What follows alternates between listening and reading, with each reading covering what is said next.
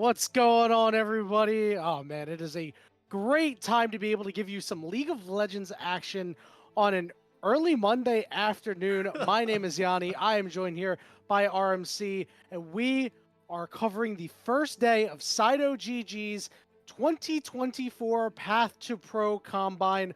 RMC, this should be really, really exciting. We have some amazing names here, and maybe, just maybe, one of them will be the next Masu. For sure. And Yanni, it's the first big combine of the off season where you're seeing a lot of times in tier 3, tier 2, trying to find like the next big players coming up. And especially this year, it's so exciting because as you mentioned, Masu, he just had a pop-off performance up against Genji. Shows that we've got NA talent, we've got domestic talent. We just need to find it. And between that and the fact that we kind of didn't win the America's Challengers tournament, Yanni, there's very high ceiling, but there's also a basement we could hit. And somewhere in between, we need to find where NA is going to fall coming to 2025. I like how you mentioned that we haven't found it, because I think that we have. I think the talent is definitely here, but this event is more so to give them a platform. So what exactly is this event, RMC? Well, it's a mission to elevate opportunities for players in the North American Amateur League of Legends ecosystem, right? It'll be 3 phases. The first one, this is where we're at right now. We're at the start of phase 1. A 3-week online combine. Players invited based on their solo queue performance. A lot of these players have prior competitive experience. I don't know if the number of players changes week to week, but this week I believe we have 28 players around. Then, after this 3-week online combine, there will be an in-person tryout where 10 players who participated will be invited out to Los Angeles for a week-long period of, I'm sure, various League of Legends let's just say classes and learning and playing 5v5s against each other. And then at the end, a Korean boot camp for a select few players from the in-person tryouts. They'll be invited to a 1-month boot camp over in Seoul, South Korea in January to get their 2025 started off right. RMC, that sounds like a pretty damn good reward if you ask me. Yeah, more than just a scouting combine, Yanni. This is an opportunity for players to grow within this as well. And getting to go to LA and Korea, sheesh, I want some of that. Now, we are in picks and bans. Let's start on who's on which side. On the blue side, we've got Ducky Hunters, so named by their mid laner, Samakin. And on that team, it's going to be Horde in the top lane, City Witty in the jungle, Samakin in the mid lane, Levitate and Mixture in the bot lane. And on the red side, it's going to be the Temp Ducks, so named by their AD carry, Sushi. And on that team is going to be Quacker in the top lane, Kryra in the jungle, Dark Wings as their mid laner, and Sushi and Zyko rounding that one out in the bot side. Yeah, I think my favorite thing about some of these combines, especially a combine like this, where the talent is very distilled, and if you pay attention to tier 3 and tier 2, you know who these people are. You get some really wacky combinations, right? Like, things are just super weird, because Quacker and Samakin played together this year, and Sushi and Mixture were playing together, and now they're on opposite sides. Zyko's played with Scary Jerry almost exclusively for the last 2 years, except for a couple of games with Rock Boom, and now he's got a new AD carry he's got to go with. And then one of my favorite matchups in the jungle, City Witty versus Kryra, a couple of guys who had, I think 6 and 7 games each in the NACL this year. So I'm excited to see what they're going to pick. We'll touch on the bans in just a moment, but RMC, no surprise, we're seeing an Ashe and then a Jhin giveaway on the red side. Yeah, a lot of utility AD carries coming in. That seems to be what is currently dominating the meta as well. Yanni, I do quickly want to touch on the bans because we do see some interesting bans coming through. Of course, the Udyr ban coming out from the Ducky Hunters. That feels a little bit targeted at Quacker, who used to be known as a bit of like a Darius Olaf 2-trick kind of guy. He's expanded his champ pool massively. His Udyr in the top lane has been absolutely obnoxious. I don't feel like it's that much of a Kryra champ, but at the same time, Udyr has been kind of a menace in the jungle in the last couple patches. Absolutely, without a doubt. And you see on the other side is Zoe ban. That one's targeted at Samakin because this guy is absolutely ridiculous on that champion. And RMC, I was going to ask, how much is the world's meta going to have an impact on this game potentially? Well, we're already seeing an Italy get locked in, and that looks like it'll go over to Kryra. Yeah, I don't know how much of that's real meta or just, I mean, these guys just like these champions. Kryra is known as a very mechanical style jungle player. He likes champions like Nidalee, like Graves, like Kindred even, and City Witty, another big carry player. I mean, I know him more for his Kha'Zix, but Kindred is right up his alley as well. You can already see, I feel like this game one, Yanni, the players want to show off their hands a little bit. They want to show what made them draw the eyes of the scouts that got them into the scouting combine in the first place. And I'm so happy that we're seeing City Witty get this Kindred, Kryra get this Nidalee, especially because I think that this is the marquee matchup I was just saying a couple of moments ago. Yeah. Because these guys are both in very, very similar spots in their career right now. This is a fantastic litmus test for both of them, right? To see which one comes out on top here. Now, obviously, it's not all just coming down to the gameplay, right? Couple of really interesting thing about this combine is that both teams do have coaches with them, not for these first couple of games, but there are specific focuses on making sure that things in game are happening the way the coaches want them to, right? They're really putting an emphasis on the players making certain plays and playing certain ways, as opposed to just throwing 5 players together on each team that are really good at League of Legends saying, all right, go fight each other. Yeah, it feels like this is where they're trying to bridge that gap a little bit between solo queue and actually organized competitive play. Like you said, it's not a pickup game. The coaches will be telling them kind of what they want to do. Now, this being the first day of the combine, I do believe that the first 2 games, the players will be given a little bit more agency in terms of how they want to play things out. Hence why we're seeing, I think, a much more standard draft, things that we expect from these players. And the bans coming through as well. A lot of respect being paid to individuals. The Yasuo ban being taken away as well from Dark Wings, the Jace, which could be flexed around multiple roles. And as for Hoarder, he's getting really focused in that second ban phase. Yeah, and I find it interesting for these bans being aimed at Dark Wings, mostly because, Samikin versus Dark Wings is a matchup that we haven't touched on yet. It's the new kid on the block versus the Elder Statesman, right? Both of them known for their control mages. Samikin can certainly pull out some crazy stuff in his champion pool, but he hasn't really shown the ability to play meta champions, which I'm hoping that we were going to see with maybe some of these champions being left available and maybe seeing Samikin on a Yone or something like that. Yeah. But what we are seeing is potentially a Vayne. It's locked. Oh my God, it's locked in. This is a Vayne. This is Vayne top, no? This is going over to Hoarder? It is. Hoarder's actually been playing this in solo queue quite a bit, and I think it's a great response into what Quacker likes to play. I think a lot of ranged champions do well into his champ pool, especially once you see the K'Sante come in. K'Sante has traditionally been very vulnerable to these scaling top laners. So Ducky Hunter's triple marksman composition already, Yanni, with the Ashe, with the Kindred, with the Vayne, and you want it to see a kind of more traditional pick. I mean, okay, for Samikin, Hui is a champion he's played a lot. We've seen him really pop up on the champions as well. He's very much a mage player, and I do feel like the meta has shifted that way quite a bit. So it's comfort zone for Samikin. It's comfort zone, it feels like, across the board for Ducky Hunters. Yeah, and you know what? The Ducky Hunters, they're feeling pretty good at what they got. They are certainly going to be on the hunt. This Vayne is going to be able to chew through this Alistar and this K'Sante really well. Plus having the Kindred ultimate as backup to make you, I don't want to say pseudo tanky, but that's kind of what it is. You just don't die while you're in the circle. And if you got less health than your opponent, you're pretty happy about that. Yeah, and you look at what the Temp Ducks have drafted for themselves, right? It's a lot of burst damage, not so much sustained damage. Even Jhin, you've got 4 shots, right? And if you time it right, you can use that Lamb's Respite to block that critical 4 shot. Then you got to wait for the reload stuff to come through. Syndra as well, very much a burst champion. Nidalee, another burst champion as well. It's going to be such an effective pick for City Witty, and I do feel like a lot of the later on team fights will come down to how effective City Witty is at using that ultimate. And it's not just whether he uses it at the right time, but the right place as well with his composition, right? Because you've got so many squishies in the backline, you want to be back there, but at the same time, if Temp Ducks have found your backline that easily, it's probably not going to be a great thing for your team.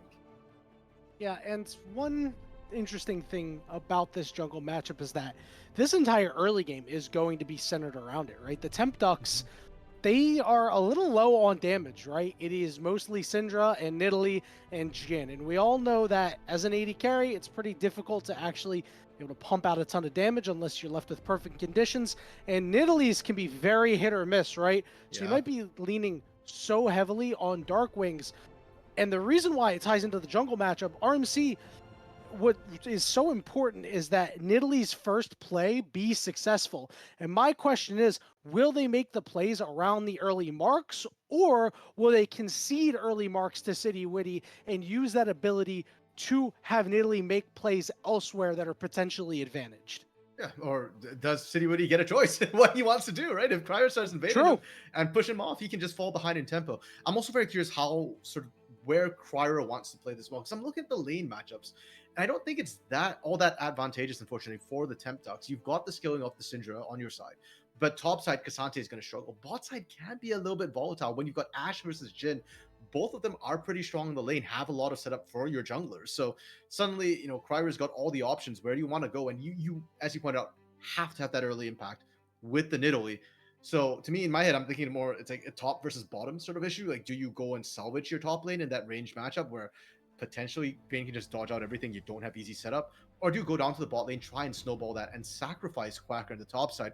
Quacker's a player who's played weak side before. He knows how to do it, but I'm just scared about giving Hoarder a free scaling lane specifically.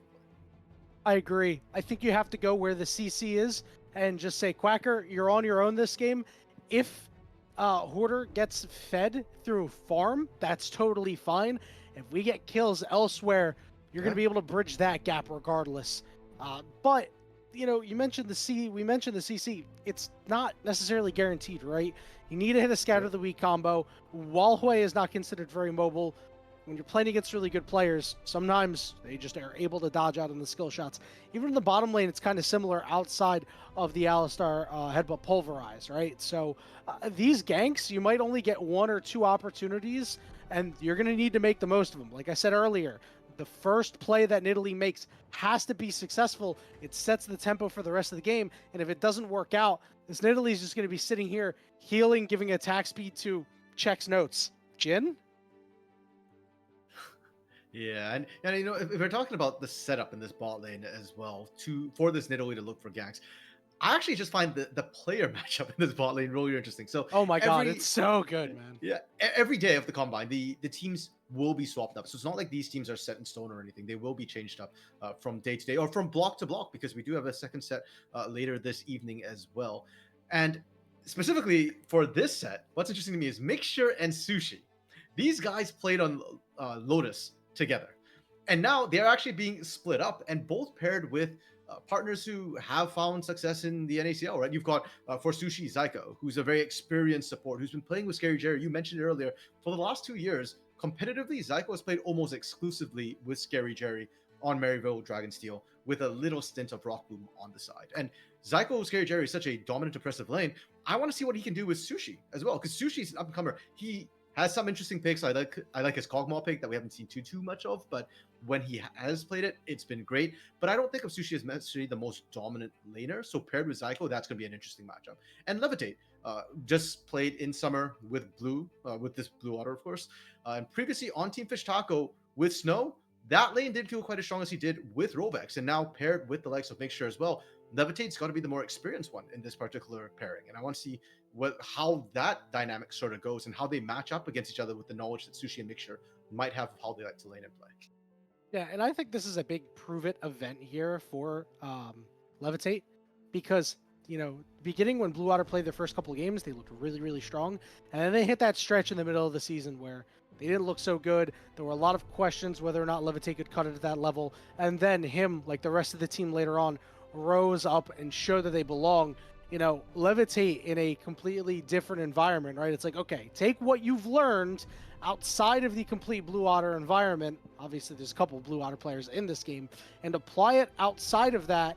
I think this could be really, really good for him if he goes really deep into the event. He ends up going to LA, stuff like that.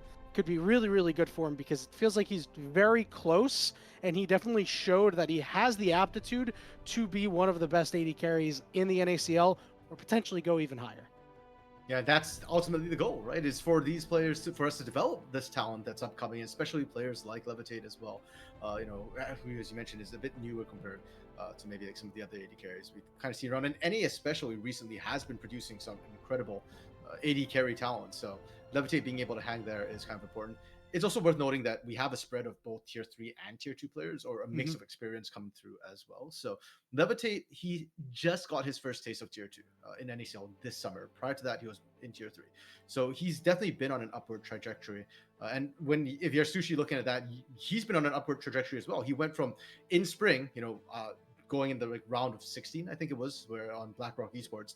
Then he gets onto Lotus, and in summer, he's making top 4, both Summer 1 and Summer 2, looking to try and get to that next level as well, get up to that tier 2, and being able to match Levitate, that would be kind of a good start to show that, yeah, I can hang in that tier 2 level. Like, hey, I just need a bit more time like Levitate had. Levitate's only got a small head start on me.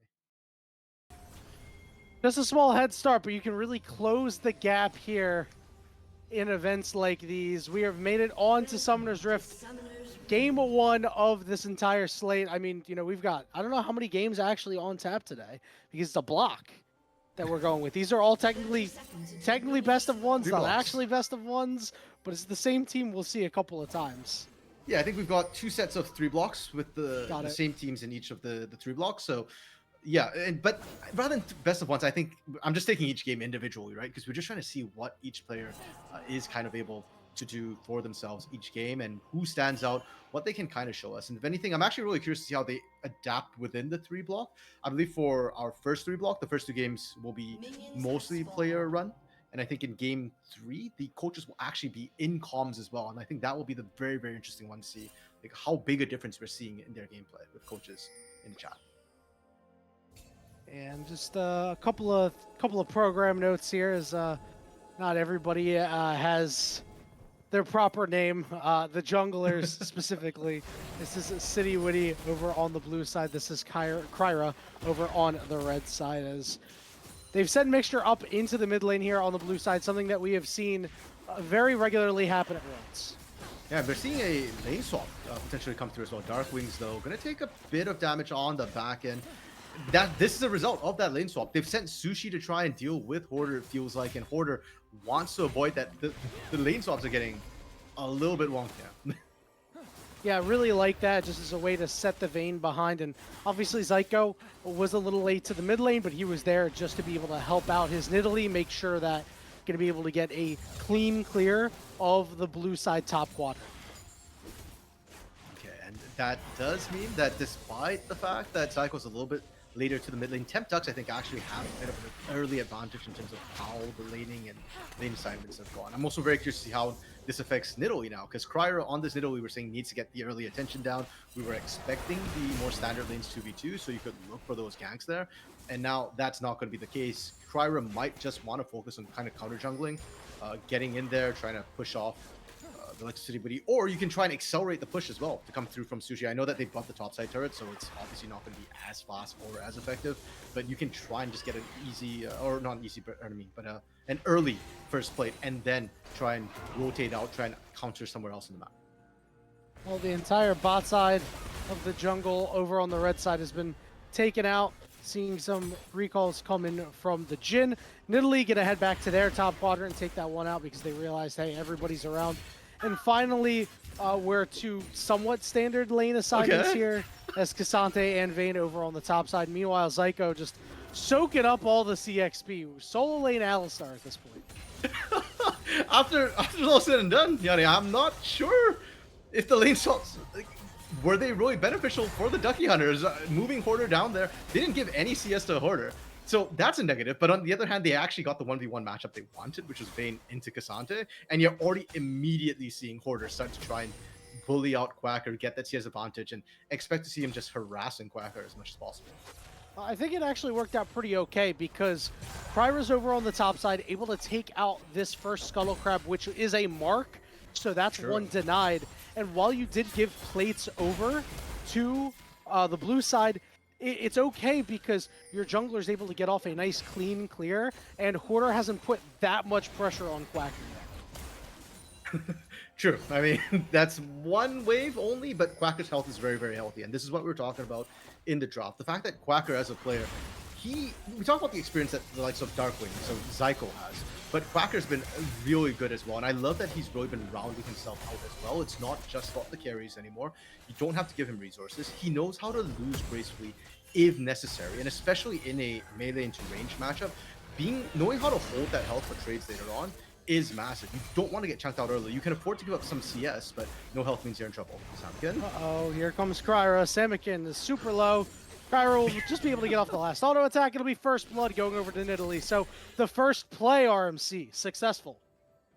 That critical speed we were talking about for Nidalee is starting to come through as well. And now we talked about how the game started with a vertical split from the jungles due to all the lane swaps. Now Kryra is on the bot side of the map. He gets to rotate down, and this is where we are kind of eyeing the CC setup for a little again. Kryra is in the area. The root does go down on the mixture, but he's relatively tanky. He'll go back in. Flash, burn, ignite on Zyko as well. It'll be a 1-for-1 for right now, but as we said, Kryra is here, and Levitate is running out of space. Good flash there. The root is on, though. That means Kryra will be able to burn flash and clean up the kill. And with that red buff ticking on Kryra as well, it's just so easy to run people down. Really well played coming through from the Temp Ducks to snowball that advantage you talked about. And now if we look at the CS, we look at the gold advantages, they have advantages everywhere except the top lane, which is exactly where they want to be in this early game. Yeah, not looking so bad right now for the Temp Ducks, as Samikin is having some problems here trying to deal with Dark Wings. Dark Wings, as we know, one of the players in this lobby with the most competitive experience. Him and Zyko actually have about like 5 years-ish, and Dark Wings once considered a top prospect in the tier 2 area. Still an incredibly strong player. And again, the fact that Darkwings is still here, despite the fact you said that he's, been a top prospect for so long and still not in the LCS, shows that his skill level has not dropped. He's managed to maintain that high level. And to a certain extent, I almost feel like the matchup between him and Samikin, it's kind of a test like, hey, Samikin, can you hang here? Yeah, I know you have the hot new thing on Blue Water. Your Zoe is well known, especially with the whole full Fearless draft format that was being run in NACL this split. So I know you've got very hyper-specific areas in which you're very good at. But Darkwings is more like the well-rounded guy who can play whatever you need. He's known for his mages, and now on the Syndra as well, we're seeing him get that pressure down, and most importantly, get it down safely. We saw the ganks come in from City Witty. Heck, we saw a mixture come up as well. Darkwings dodged everything, didn't even have to burn flash. And we saw this exact matchup Quay into Syndra. Hold on, an arrow landing onto Zyko. Spiraling Despair as well should pop him. Samikin will be able to claim a kill by the Unleashed Power on the trade back. Darkwings, however, is in the middle of 3 enemies, and there's nothing that your Nidalee can do except potentially die here as they're going for a full-on dive. Porter going so deep, and he'll pick up a double kill himself. And now Levitate left completely alone with the Cassante. All out is burnt. Levitate only has barrier left, and he'll just hold that one in his back pocket. Kills all around the map, Arms. A bloodbath coming through, and let's start with the mid lane fights, because I really like that from Ducky Hunters and how they were able to punish. And for Temp Ducks, yeah, I think they got a little bit over-aggressive trying to make that play happen, especially what I want to highlight was Mixture coming in with that Leona, really clean dive, and that's what we want to see from this young new player coming through. It's what has worked so well when he's paired with Sushi, and that mid lane dive, absolutely clean. Bot side, just felt like Levitate getting caught out a little bit on his own, overextending. They saw the lane swap come through. It's not a surprise Quacker was there, and without flash, as an Ashe, you just can't be walking up like that. Kryra managing to steal away 1 grub, so they're going to have to put some emphasis on securing 2 because you do not want to give the Void Mites over to this Vayne. It could be very problematic as the game goes on, so keep an eye out for that. This Dragon's still up after 8.5 minutes, which I must admit RMC is a little surprising, although I'm sure the crazy fighting did have something to do with it. Yeah, and the constant rotations we're seeing between both these teams are making it hard as another well. one. Another Enchanted Crystal Arrow. They're going to CC lockdown Zyko with no ultimate. He is going to fall in one more auto. That one will go over to Levitate. Yeah, speaking of those roams, it's really hurting the supports, especially Zyko, unfortunately. Alistair, early game isn't that tacky. You really need the Unbreakable Will, and if he keeps getting picked like that, he's already got 3 deaths. If he falls behind the EXP curve, you're talking about that dragon. If Mixture is 6 and Zyko is not, that should be free for Ducky Hunters. And not only that, now with the gold pretty even at the stage of the game after the lane swap looked like it was going pretty okay for the Temp Ducks. Now all of a sudden you can't leverage this gold lead that you have on individual champions because it's really not there anymore. Yeah, it's pretty much dead even. The individual gold advantages are fairly minor though, so it really does come down to who's actually managed to spend the money. The biggest difference we're seeing is, of course, Hoarder in that top side with a 600 gold advantage over Quacker, which we expected in the range to melee matchup. And frankly, it's also part of the reason why we're not seeing the Key Hunters get too aggressive on the objectives. Samikin is super dead here. Alistar is going to get feared, but he'll flash back in. The Spiraling Despair will tag him. Samikin's able to get 1 kill out of it somehow. Okay, yeah, you know what? If Zyko was 6, maybe they make that dive happen. But again, he's just fallen further and further behind. And now, because you lost Zyko, Temptux, they don't get to go for the objective. Make sure you're trying to answer back mid. Great Zenith blade just on the tip. The cleanse will be enough to turn it, and it will be. It's another 1-for-1 on a dive. Impressive stuff on both sides.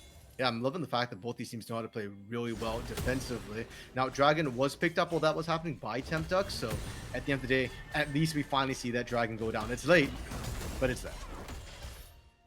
Yep, we'll see if the teams end up putting more priority on them as the game goes on. With the Mountain Drake and all of the squishies on your side, I'm not sure that the blue side's going to want to go for it, but I'm sure you'll see some benefits for the Temptux if they want to do that.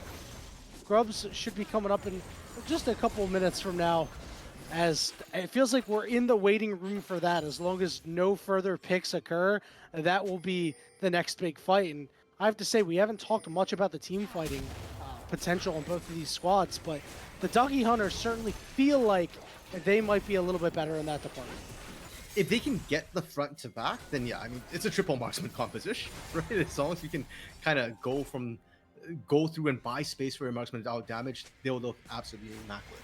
Whereas for the Temptux, it's a little bit more complicated. They have great pick potential with the Jhin, with the Syndra, with the Nidalee, and they just kind of need to get those picks rolling. I think it's a credit to the Ducky Hunters so far that they've actually been the ones ahead of the play, it feels like, for most of this game. Besides Cryo getting some early ganks down, it does feel like the Ducky Hunters have been moving faster to objectives, kind of rotating a little bit better. And even if the Temptux get, say, like the Dragon that they did, fine, it's not something they're too worried about, and they're not losing bodies in the back end.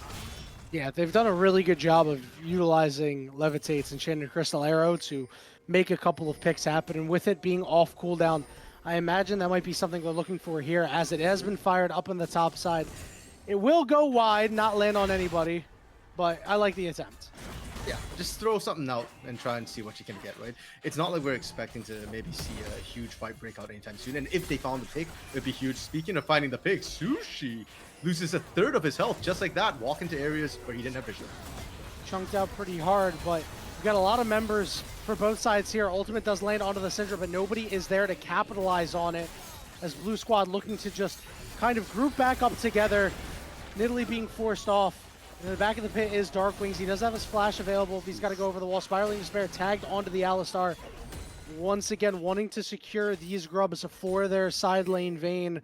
We'll see if the Temptux are able to find a way back in. You can see a lot of pings going down right now. Okay. Here we go. There's an engage. Ultimate coming down from the Jhin. Mixture flashes away. Will be able to walk out.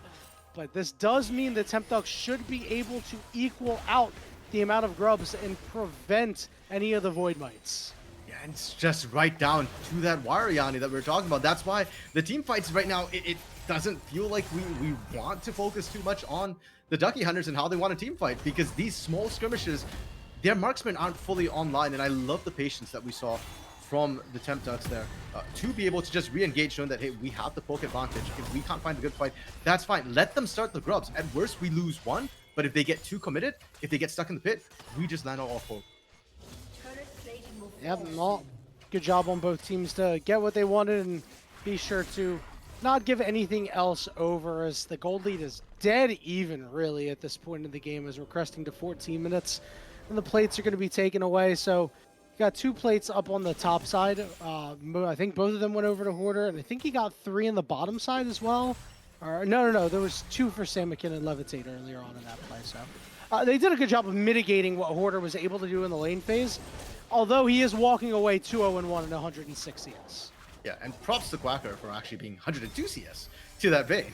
Despite all the swaps and everything that happened, Quacker was able to pick up farm quietly on the side, and I'm very curious to see how they're going to be able to leverage that strength. I mean, it's great that you did fine, but we talked about the fact that Vayne does outscale. We do see Herald going down to the Ducky Hunters here. They lost out in the second set of Void Grubs, but they're equalizing with the Herald. Can they get first break, though? Darkwings is doing a lot of work right now. And he's left relatively unabated. Dragon now up. We'll see if the Ducky Hunters want to leverage this Rift Herald into a Dragon. They're all hovering around the top side of the map. Nobody on the bottom side, so it looks like they're willing to give this up. And with the pings going down, they want to make a play onto Hoarder. Here comes City Witty just to try to keep him in the area. So City Witty potentially just diving around and ducking around. There's the Enchanted Crystal Arrow going down, but I don't think they'll be able to finish off Quacker as Zyko is there to be able to help him out. No, it's like a marksman baton pass. We go from the Bane to the Kindred to the Ash, but they're not kind of connecting to actually secure the kill. And Quacker burns the Ghost, but he gets out and he's buying time. Darkwing's got first break on the bot side. Herald is dropped to try and answer top now. Can the Ducky Hunters actually get the second turret? Well, they're going to get this charge off, but No! Zyko with a nice flash headbutt. Levitate is huge. able to slide his way out, though. See if Quacker can't stop him. It looks like he won't be able to catch up to him. Yeah, Ghost was already used to escape earlier. They won't have that chase down tool. So at the end of the day, again, it feels like Temp Ducks came out a little bit ahead. It's one outer turret traded for either team on opposite sides of the map. First break goes the way of Temp Ducks, and that gives them the smallest of gold leads right now. Yeah, and a lot of it's on Darkwings right now. 2-1-1, 158 CS. He's the leader by at least a wave. And just being allowed to chill out and get that turret down there, you know, he's got his Luden's Companion. He's going to be mighty strong when it comes to bursting out some champions. And there's an opportunity for them to potentially do something to Samikin before his tier item's finished. Samikin having TP, pushing out this bot lane right now, but resets came through from both of these teams. Neither of them are really set up for their picks. And with objectives down for another 3.5 minutes, Yanni, this is the time where teams kind of need to just farm up, get ready for the next objective. There's no need to overextend and get punished. And with the pick tools both of these teams have, if you're pushing up with no vision and no backup, you're very quickly going to find yourself being caught out. Yeah, it's going to be bad news bears for you at that point. Right now, not too much of the teams are pretty interested in because no objectives are up right now. I want to see how many stacks that this Kindred has. As stack is just gone over into the bottom quadrant of the jungle. We're on 3, so 1 away from this break point here. And where is the next one going to spawn? I actually wasn't tracking.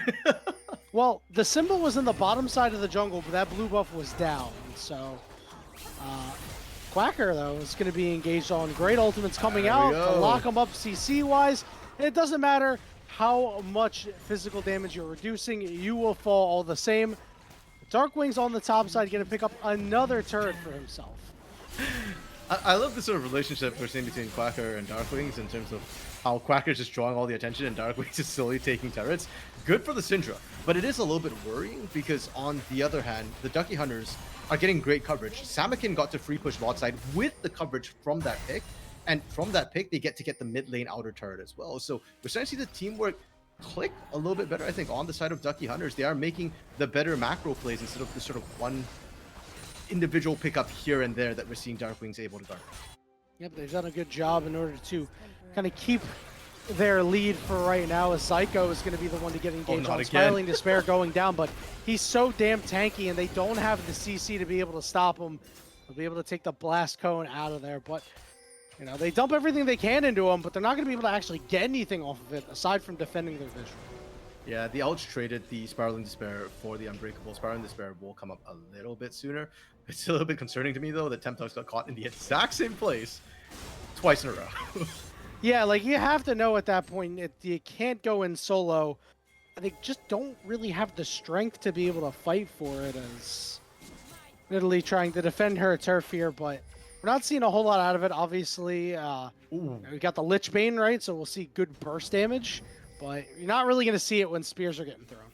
Yeah, you do need to follow up. Darkwings had to blow Flash in the top side as Levitate chucked an arrow his way. And Levitate's arrows have been pretty solid in the mid game. Early game, yeah, he wasn't checking out that much, wasn't quite landing them.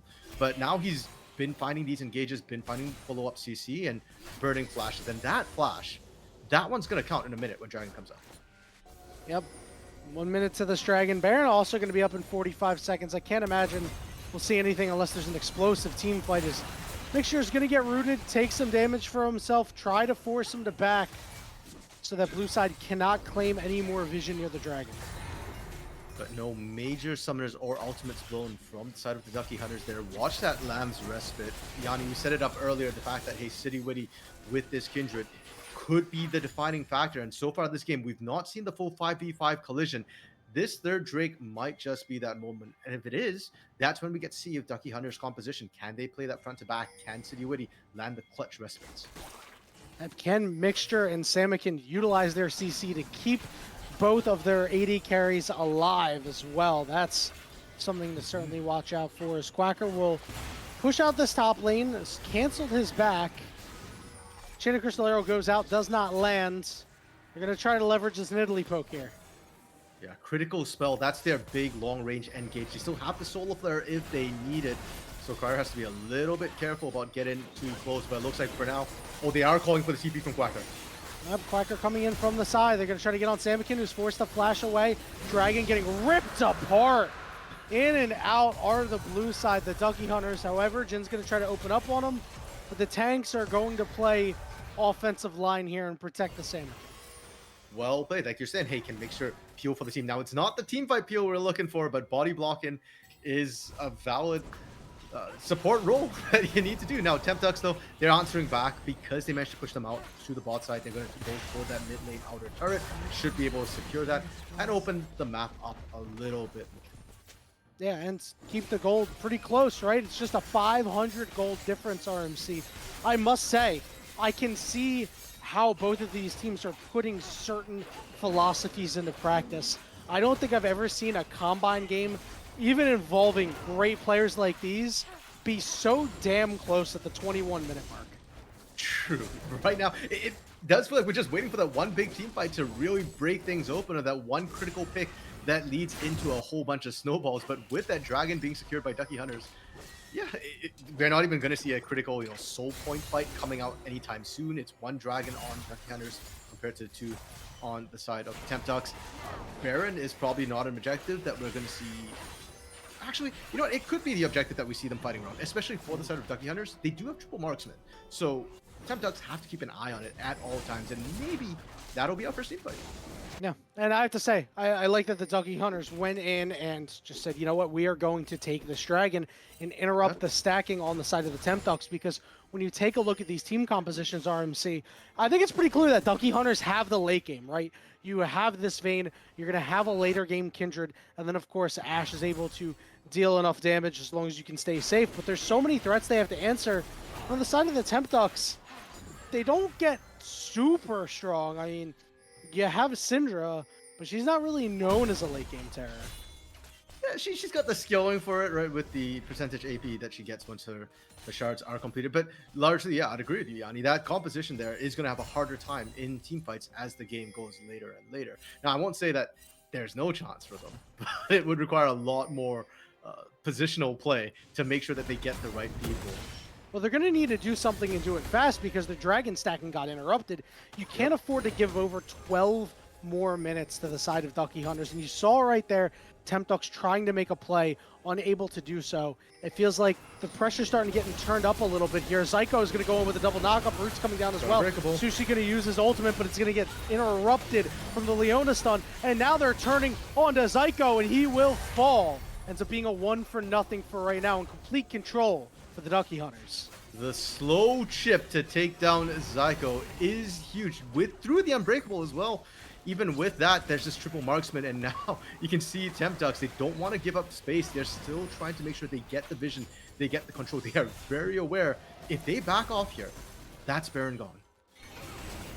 Yeah, this Baron will get done very quickly, but it looks like the Ducky Hunters may be just looking for a second pick here. Not able to do anything more other than secure their own vision and get the crab to clear out any extra. But you'll, with a team that scales really well, you'll take the pick to relieve any pressure that the Temptux were utilizing. Yeah, it's basically a free pick as well. You'll take those. If anything, I'm looking at the Temptux to try and make picks of their own, and I feel like they are starting to lose a little bit of priority and agency on the map. They are not the first ones to these places. They're not able to get their vision down. A lot of these picks we're seeing come through from Ducky Hunters, they get vision, they deny vision, Temptux walk through to try and get the vision, they're out. And I'm kind of looking at Kryra a little bit here as well, because Kryra had such a strong, good start to the game on that Nidalee. We talked about that early gank that came through the mid lane, looked good. And then now he's not having that impact anymore. He's not landing the spears, like you said, Lichbane build, not the best for poke. That's more, being able to actually kind of do short trades. And his vision, his traps aren't really giving his team anything either. And if you're not landing poke, if you're not getting vision, the Nidalee pick really doesn't have much value. It feels like his team as a whole has been a little behind when it comes to pushing the pace, right? It's always Kryra in the area to try and help out something, as Summoners are going to get burnt. Hoarder is caught in a 4v1 and he will fall, but will they be able to find more? Lots of damage going down onto this Italy, who's pretty damn tanky. Flashed over the wall, but dies anyway. Mixture and this Kindred in the thick of things. The Lamb's Respite going to get Levitate forced into the turret, and the barrier can't save you there. Mixture trying to extend this play. Samikin is on the way, but he is in a bit of trouble himself. Will go down. Sushi will be able to pick up the double kill, and now Samikin's in a bit of a weird spot. Has to try and desperately run away from this Alistar. Dodges out on the scan of the week. Gets the nice spear off. We'll see if Samikin wants to look for more. Spiraling Despair did not land. And with City Witty backing, it looks like they will not be able to secure this dragon. They'll just walk away. It'll be potentially soul point here for the Temp Ducks. It looks like they're pulling off of it. That surprises me a lot that they're not finishing, but the main problem is, unfortunately for them, Kryra, who died earlier in the fight, wasn't available, so they don't have their smite. And as low as City Witty got, they didn't have vision of where City Witty was. They didn't want to give over that free smite. But Yanni, we still got to see our first team fight, and this is why I said yes. Temp Ducks, the skilling isn't as good generally speaking, but they can still outplay. I love the way they were able to use the turret, use the way the Ducky Hunters came in from different angles to kind of punish them for it, and more importantly, wait for their spell rotations to come back up. Every time the spell rotation comes up, they can kill a squishy. Border getting bursted pretty hard. Enchanted Crystal Arrow is down with this dragon up. That's a lot of cooldowns and a lot of things you don't have. Teleport coming in. Levitate has been caught, and Sushi is on a rampage right now, picking up a lot of kills in the last few fights. This should be the third dragon of the game for the Temp Ducks. Oh, how the tables have turned, Yanni. We were talking all about the Ducky Hunters, the good vision they're getting down, you know, the great picks they were looking for, the strength of their skilling in a team fight, and all of that just got flipped. Finally, the Temp Ducks turned it on. They found the picks they needed to get, and they kept the pressure up. And you can see the vision control as well. They did exactly what the Ducky Hunters did to them the first time, where they cleared out all the vision around Dragon. They set up and said, come at us. And because you've got triple marksman, as long as Mixture isn't tanking for you, anybody gets caught, that's either Lamb's Respite blown or Jack. RMC, this game is still incredibly close, 27.5 minutes in. The gold lead is still even, but now a threat looms over the head of the Ducky Hunters in 4.5 minutes. They're going to need to try to find a way to wrest control of this game away from the Temp Ducks. And it's going to probably happen around this Baron. RMC, what do the Ducky Hunters have to do?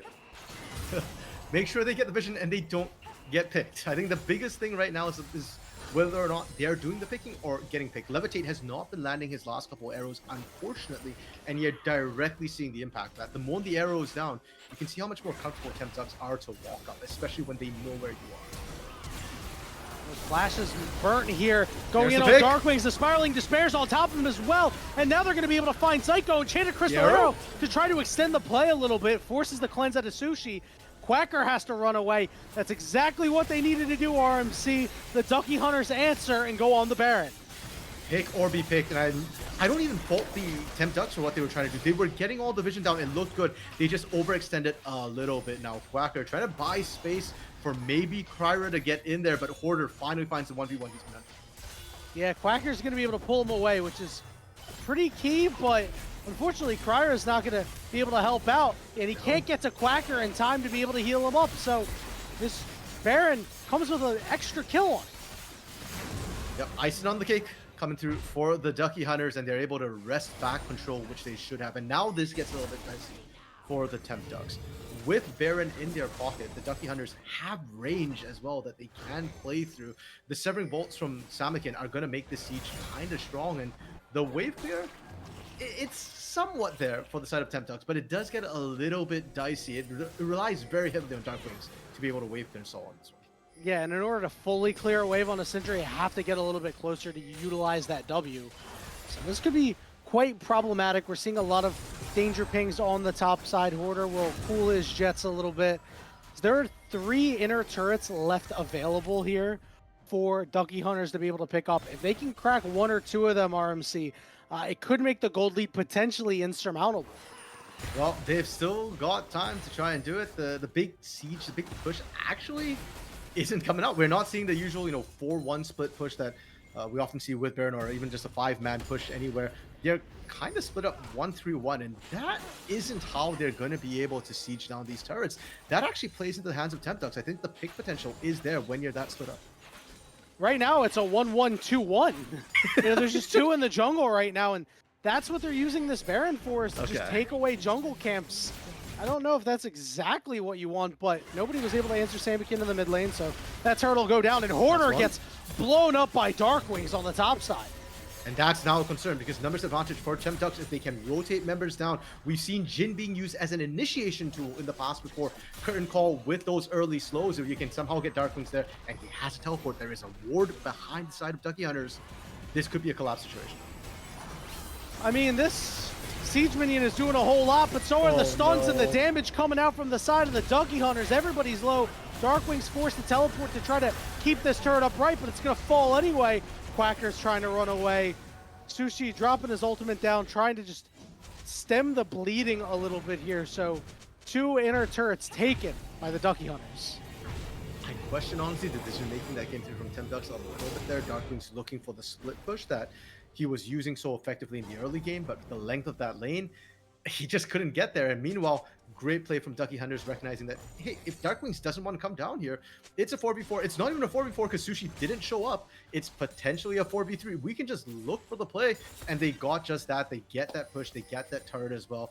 Baron will be wearing off shortly, but they already got, I think, what they came for. They got that early goal. They got that pressure, and now it's time to transition towards their dragon.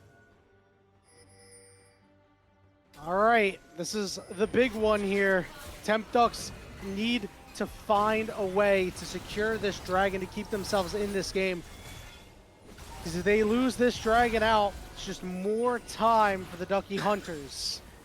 They've got complete control of this river. They have the largest gold lead of the game, about 3,500 right now. If they lose out on the dragon, if Ducky Hunters gets Ocean Soul with a 4 Ocean stack, Prior's gonna hate his life. Oh my god, it's gonna be terrible. They're gonna be able to take this one at the very least, as Temptux realize this is not the one that they want to fight for. So push that back another 5 minutes, RMC. With the Ducky Hunters threatening as well, it's not looking so hot for the Temptux. How are they going to be able to find their foothold back in this game? Tell what, Yanni, I'll call it 2.5, because Baron is coming up in 2.5 minutes. Oh, arrow lands into Sushi. Good cleanse, but that cleanse has a long cooldown, and I was just saying, 2.5 minutes is when I think they're next going to fight for the Baron. That cleanse won't be up. Curtain Call going down, it's not going to do that much other than just keep the members of the Ducky Hunters away. Order's just pushing in the bot lane right now. Quacker able to answer. Team is nearby. I do feel like you want Hoarder ideally to be on that top side instead. There is still that last inner turret standing. And Yanni, this Hoarder Vayne pick, we hyped it up so much, right? The fact that it was such a favorable matchup into the Cassante. Despite all the shenanigans we saw in the beginning of lane swaps, they did manage to find the 1v1. Hoarder, though, isn't as far ahead or as accelerated as I think they'd like to see. And most importantly, Hoarder's split push this game hasn't unfortunately been the most effective. Temptux have done a great job making sure that anytime Hoarder does push up, there's somebody there to answer. We saw Darkwings with the 1v1 earlier on the top side. It's very much limited the effectiveness of Vayne, at least in terms of the split push compared to the objective taking that Hoarder has been able to provide for the team. I mean, yeah, and Darkwings has 4 items right now. He's got the most items in the game, actually tied with Sushi, right? So you just can't answer him in a side lane. Sushi forced to flash out another good arrow from Levitate. Now is the time to try to take advantage. The Ono ultimate doesn't land on anybody, but he's going to go deep for Darkwings and get headbutted away. But Darkwings dies to the Spiraling Despair. Teleport on the backside. Mixture is caught. He goes down to 4v4. Psycho getting some healing to keep him upright. But Hoarder once more tumbling through the jungle, looking for these procs. Quacker able to ghost his way out. They make it to the safety of their last outer turret. That is huge for Temptux. The fact that it was a 1-for-1 trade at the end of it, able to find Mixture on the back end, that was kind of close. And Mixture going down is actually important because that is the tank who was supposed to soak the engage, to soak any poke that might come through from Crier. The ambush is here. They find Hoarder. Yep, they're going to try to knock him under the turret, trying to do everything they can to be all out on top of the Ignite is there. No, Hoarder is able to walk into the Lamb's Respite. Ends up being a 1-for-0. and the turret's gonna go the way of the Ducky Hunters. City Witty with the Lamb's Respite, Yanni. We hyped it up and we saw it come through. Could he get in position? Yes, he could. And now all the damage is still alive on the side of Ducky Hunters. They're going to think about this Baron, but they have to be careful. TP into the mid lane from Darkwings. Oh, Kryra, don't do it. Point blank. Crystal Arrow. And that'll make the Dragon, or the Baron, pretty free. Darkwings doesn't have anything to say about it. Sushi dropping his ultimate down, trying, unable to get Levitate. Maybe, just maybe, it was enough to make this contestable, but it does not look like that'll be the case. I mean, Quacker or Sushi, they've got to steal this. Kryra died initially. Sushi's on his way. So is Quacker. They've tagged Samakin. Samakin has been rooted up, and Sushi's got a lot of damage. Keep that in mind. That fourth shot did a whole lot, but you mentioned that that Baron is very low, and it is very dead. Secured for the Ducky Hunters. A lot of good individual micro decisions coming through from these players. Darkwing's getting caught, but finding City Witty first guaranteed that the Baron, or made sure the Baron wasn't a guarantee for the side of Ducky Hunters. And Samakin, yeah, he got caught out a little bit, but he managed to stall out Sushi. Sushi was the big threat. With the IE completed, with the Collector, with the Yomus, he's got a lot of burst damage, and he might have been able to steal that Baron, but by Samakin putting his body out there, said, hey, come after me. Even if Samakin died, worth for the side of Ducky Hunters. Now Archangel Staff doing a whole lot to give him the shielding. That was the difference there. He's now on 4 items as well. So how the turntables once again. The tables feel like they've been turning so much. It's just a lazy Susan that we're spinning around and around. But this time the Ducky Hunters have kept it on their side right now with a 7,000 gold lead ever since that first Baron. Although it was a little slow in terms of pushing the waves, they did manage to get those 2 inner turrets, and they really haven't looked back from there. And it's a big question to me of whether Temp Ducks can recapture a bit of that magic where they made their comeback, where they were getting the vision, they were getting the pigs. Arrow comes across and barely misses Darkwings. I thought that hit him. That's crazy. Darkwings lives to fight another day, but that would have probably been the end of the game. Yeah, especially when you consider that Darkwings has been one of the biggest reasons why the game is as even as it is. The Syndra's Unleashed power, the outplay button, if you will, has been very effective in terms of taking out critical marksmen of these fights. If Darkwings goes down, they don't have that guaranteed damage anymore, and then it becomes a lot harder for Sushi to actually stand and deal the damage that has been cleaning up the rest of the fights that Darkwings has been starting. Last Dragon, not the Last Dragon. The Last Dragon's gonna be spawning now. Yeah. In about 5 minutes, as maxing out. The Ducky Hunters have been able to pick up their 3rd Dragon of the game.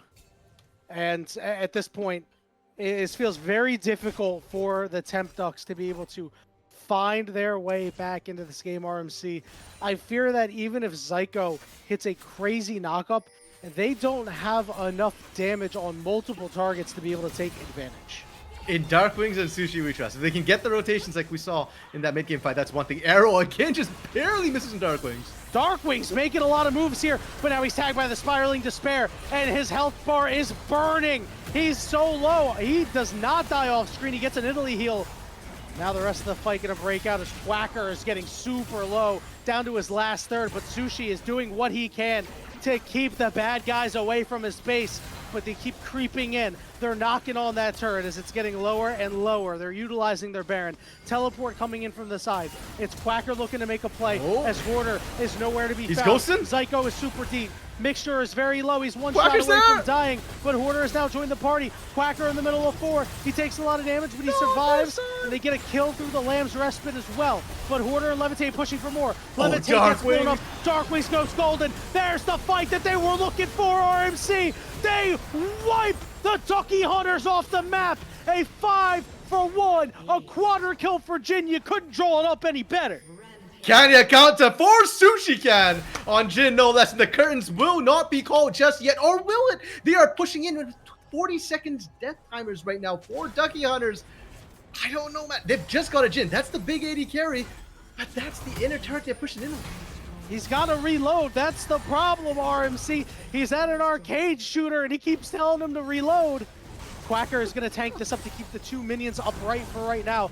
Mixture is up, but he's got to buy time. You said it. 20 seconds. Let's see if he can stop him as the minions begin to pour in. He's looking to get on the minions. He drops the ultimate on him, but the headbutt to stop the W from hitting those minions. Now He's they're pulling getting them closer in. to the turret. Mixture still doing what he can. Levitate up in 3 seconds. Hoarder up in 3 seconds. The first up with Nexus Arrow. turret has fallen. The second Nexus turret Arrow is goes so low and wide. it's fallen. The teleport's coming in. The Nexus is under siege. The AD carries are here, but they can't stop the Nidalee from taking it. Thank you very much, Lichbane. And in a miraculous fashion, the Temp Ducks win the first game of the block. And the Ducky Hunters don't find their prey, not this game at any rate, but a 40-minute game, Yanni, to start Wow. things off. An insane back and forth here. And you know what? We already said it. Today, the first 2 games, it's player run. And you're seeing, all right, the mechanics that were displayed as well. Huge props. And man, I cannot speak enough about Quacker and Darkwings on the side of the Temp Ducks. Quacker with that wraparound flank at the end, and Darkwings. Not only did Darkwings get the critical unleash power that we were looking at and calling for, the Zonias after to buy time allowed Sushi to get his reloads, his secondary, that Dude. second round going through. Oh. Look at how even these stats are. Let's take a look at the team stats. 19 kills, 20 deaths, 37 assists. 20 kills, 19 deaths, 38 assists. 7 towers each, 3 dragons each. But look at the damage out of the carries. 39.2k on both mid laners, 24.5k on both AD carries. How close was this game, RMC? These guys are awesome. This was really incredible to watch. Yeah, and I think this, if anything, just shows that a lot of League of Legends, it's not just about the drop, not just about the damage numbers, it's not about the scaling. It's about who can clutch up when it matters, who can see the right angle, the right engages. In this game, Temp Ducks managed to find it a little bit better. You look at that gold graph a little bit as well, and you can see it should have been Ducky Hunters, man. They had such a massive gold lead. That was almost an 8,000 gold lead, 7,000 plus, and they just plunged off the face of the cliff in 2 fights. That was all it took.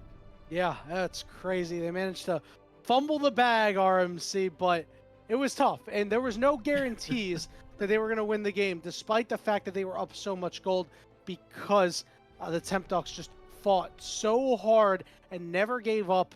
Were able to turn it around and get a miraculous win. Now, we're going to take a short break, and when we return, we'll give you the Game 2 draft of this block set between the Ducky Hunters and the Temp Ducks. You're not going to want to go anywhere, because that first game was awesome. I imagine the next couple of games are going to be even better.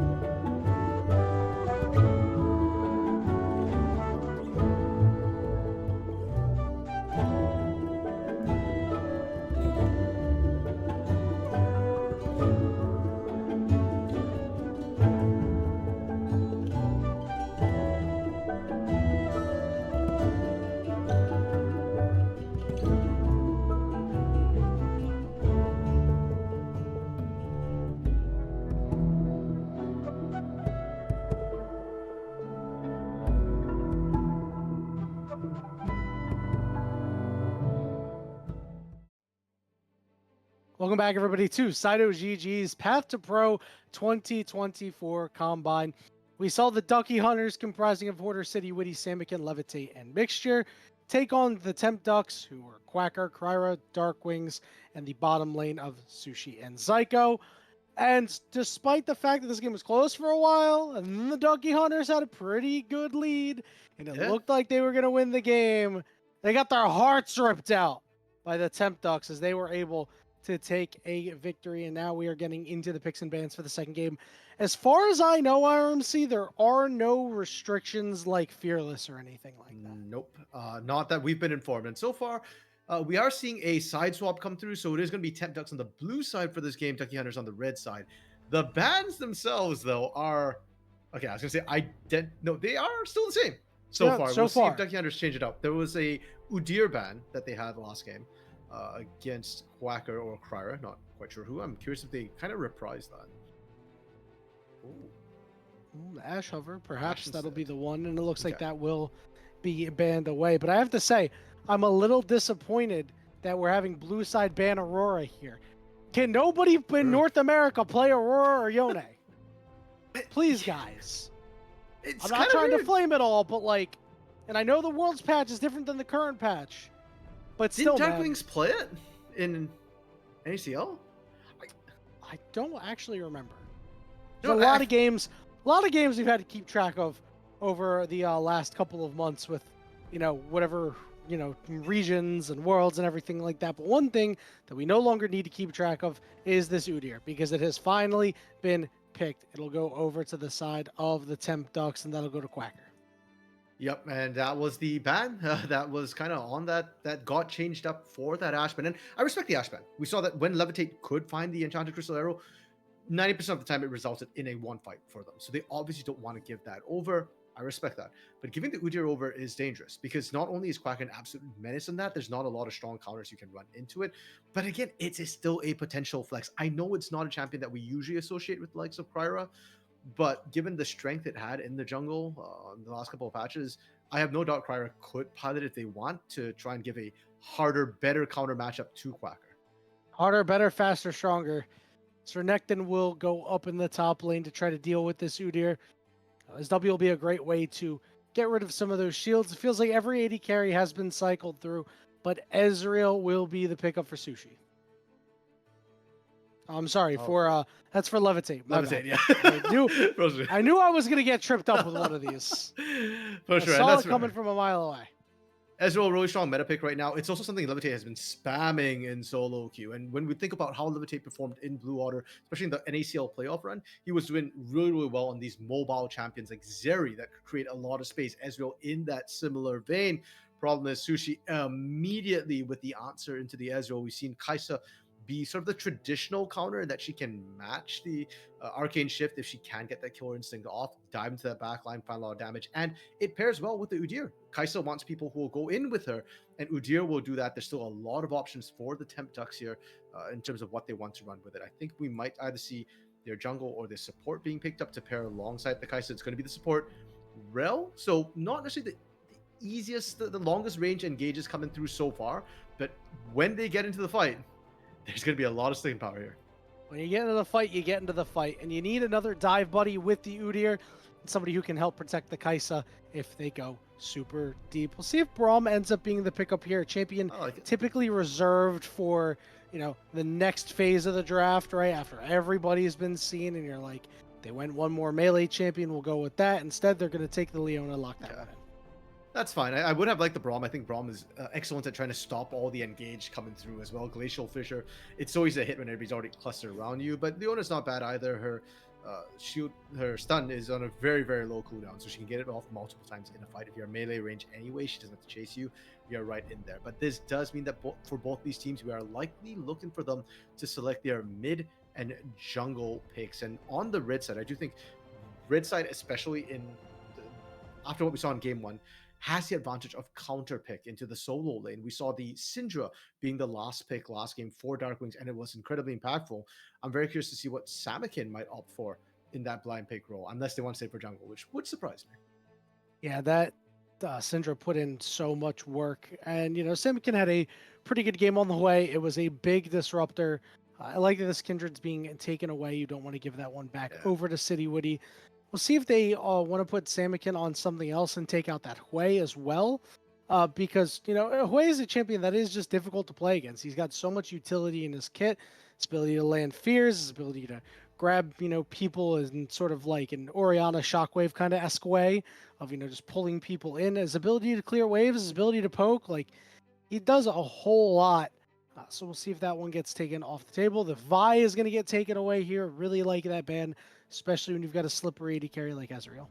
Yeah, you don't want to give too many options for them to be able to get. Ezreal, even with the Arcane Shift, that's only one escape spell. If you have to burn Flash spell, you're not in good shape. But a lot of focus, surprisingly, into the jungle, as it feels like both mid laners are saying, like, in this current meta with the mages, it just doesn't make sense to choking them out. As I say that, though, Temptux, surprisingly, a little bit with the Syndra ban. I know Syndra's really strong in the current meta. She's blinded at Worlds all the time right now. I'm surprised that Dark Wings feels the need to ban it, considering he piloted it so well, and I feel like he's got the champ pool to be able to answer it. Well, it's not just the champ pool to be able to answer it. It's a really good pick into Rel to be able to just disengage her, right? Fair. And, they might go with a little bit, something that requires going in a little bit more out of the jungle role here on the side of Temptux. That remains to be seen.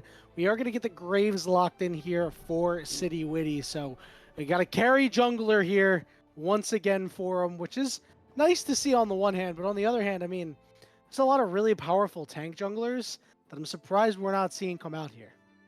That's fine. City Witty and Kryra are both carry style junglers anyway, so I do feel like this is more in their wheelhouse, even though they can't. It is.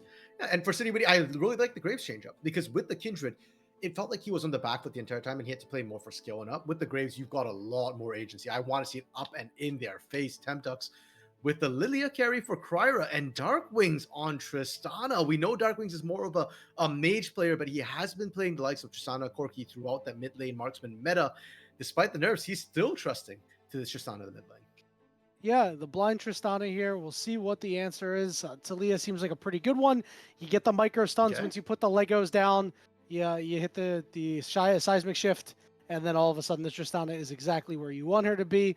It also does a pretty good job at stopping some engages, or if Lilia puts the sleep on people, you can put your wall up to try to save your team. So good utility here. I like the answer coming out from Samikin. But here are the teams that we have, RMC. I have to say, it feels like for a large part of the game, the Donkey Hunters could be lacking a little bit of damage. Renekton really strong early, and Graves is pretty strong throughout the early and mid game. And they just need to be able to bridge Talia and Ezreal to get to their breakpoints. It kind of feels like the shoe's on the other foot, right? Like last game we were looking at Ducky Hunter saying that, they had better skilling. They just had to survive to late game a little bit better. Triple marksman. This game, it feels like it's kind of the opposite, where Ducky Hunters need to get the ball rolling this time with the Graves, with the Renekton that you were talking about that they have. Now, despite the fact that they might lack a little bit of damage in the late game, comparatively speaking, I do like their comp being able to answer the all-ins that come through from the Temptux. As you mentioned, the seismic shove and the sort of mines with the microstuns. It's also going to be very effective into what Sushi wants to do with that Kai'Sa. She wants to go in, and that's very telegraphed. The entire comp wants to go in, and with all the zone control that a Talia provides, if you can create that space for the likes of that Ezreal to be able to free fire, for Graves to be able to free fire as well and clean up, and Renekton's just going to be that big meaty block doing all that damage around him with that dominus, I actually kind of favor the composition that Ducky Hunters have put together in terms of team fighting, and I think Temptux, once again, will have to get a little bit creative and be a little bit more careful how they want to engage. And if anything, I like to see them snowball despite the strength of Ducky Hunters early games. Yeah, one thing I got to say about the Temptux, they have not a whole lot of setup. Their CC is coming from Rel, Lily Asleep, and Udyr Stun. That's not a lot, just to it really is what it is, right? You don't have a lot of ways to win these fights. If you're taking a straight up 2v2 with, Lilia Tristana as an example against Graves Talia, you're going to have a big problem trying to take them down. Yeah, and for the Udyr as well, it's going to be really hard for Quacker to actually be the primary engage. Just full up engages, disruption, he's going to do great. But if anything, I'm kind of looking at Kryra with the Lily. I think that's probably the easiest, most consistent way for them to find the engages. Throw that swirl seed down there, non-committal. If it lands, great, we go in. We use the Looting Lullaby. If not, We kind of don't, because if you try and brute force it with just running at them, like we talked about, Talia just has so much CC. Leona also has so much CC for you to engage with. So Kryra, last game we saw him in the Nidalee, good early game, struggle a little bit in the mid to late. This game has to be the opposite. Yeah, you really just need to kind of get the job done and pick up kills as you can.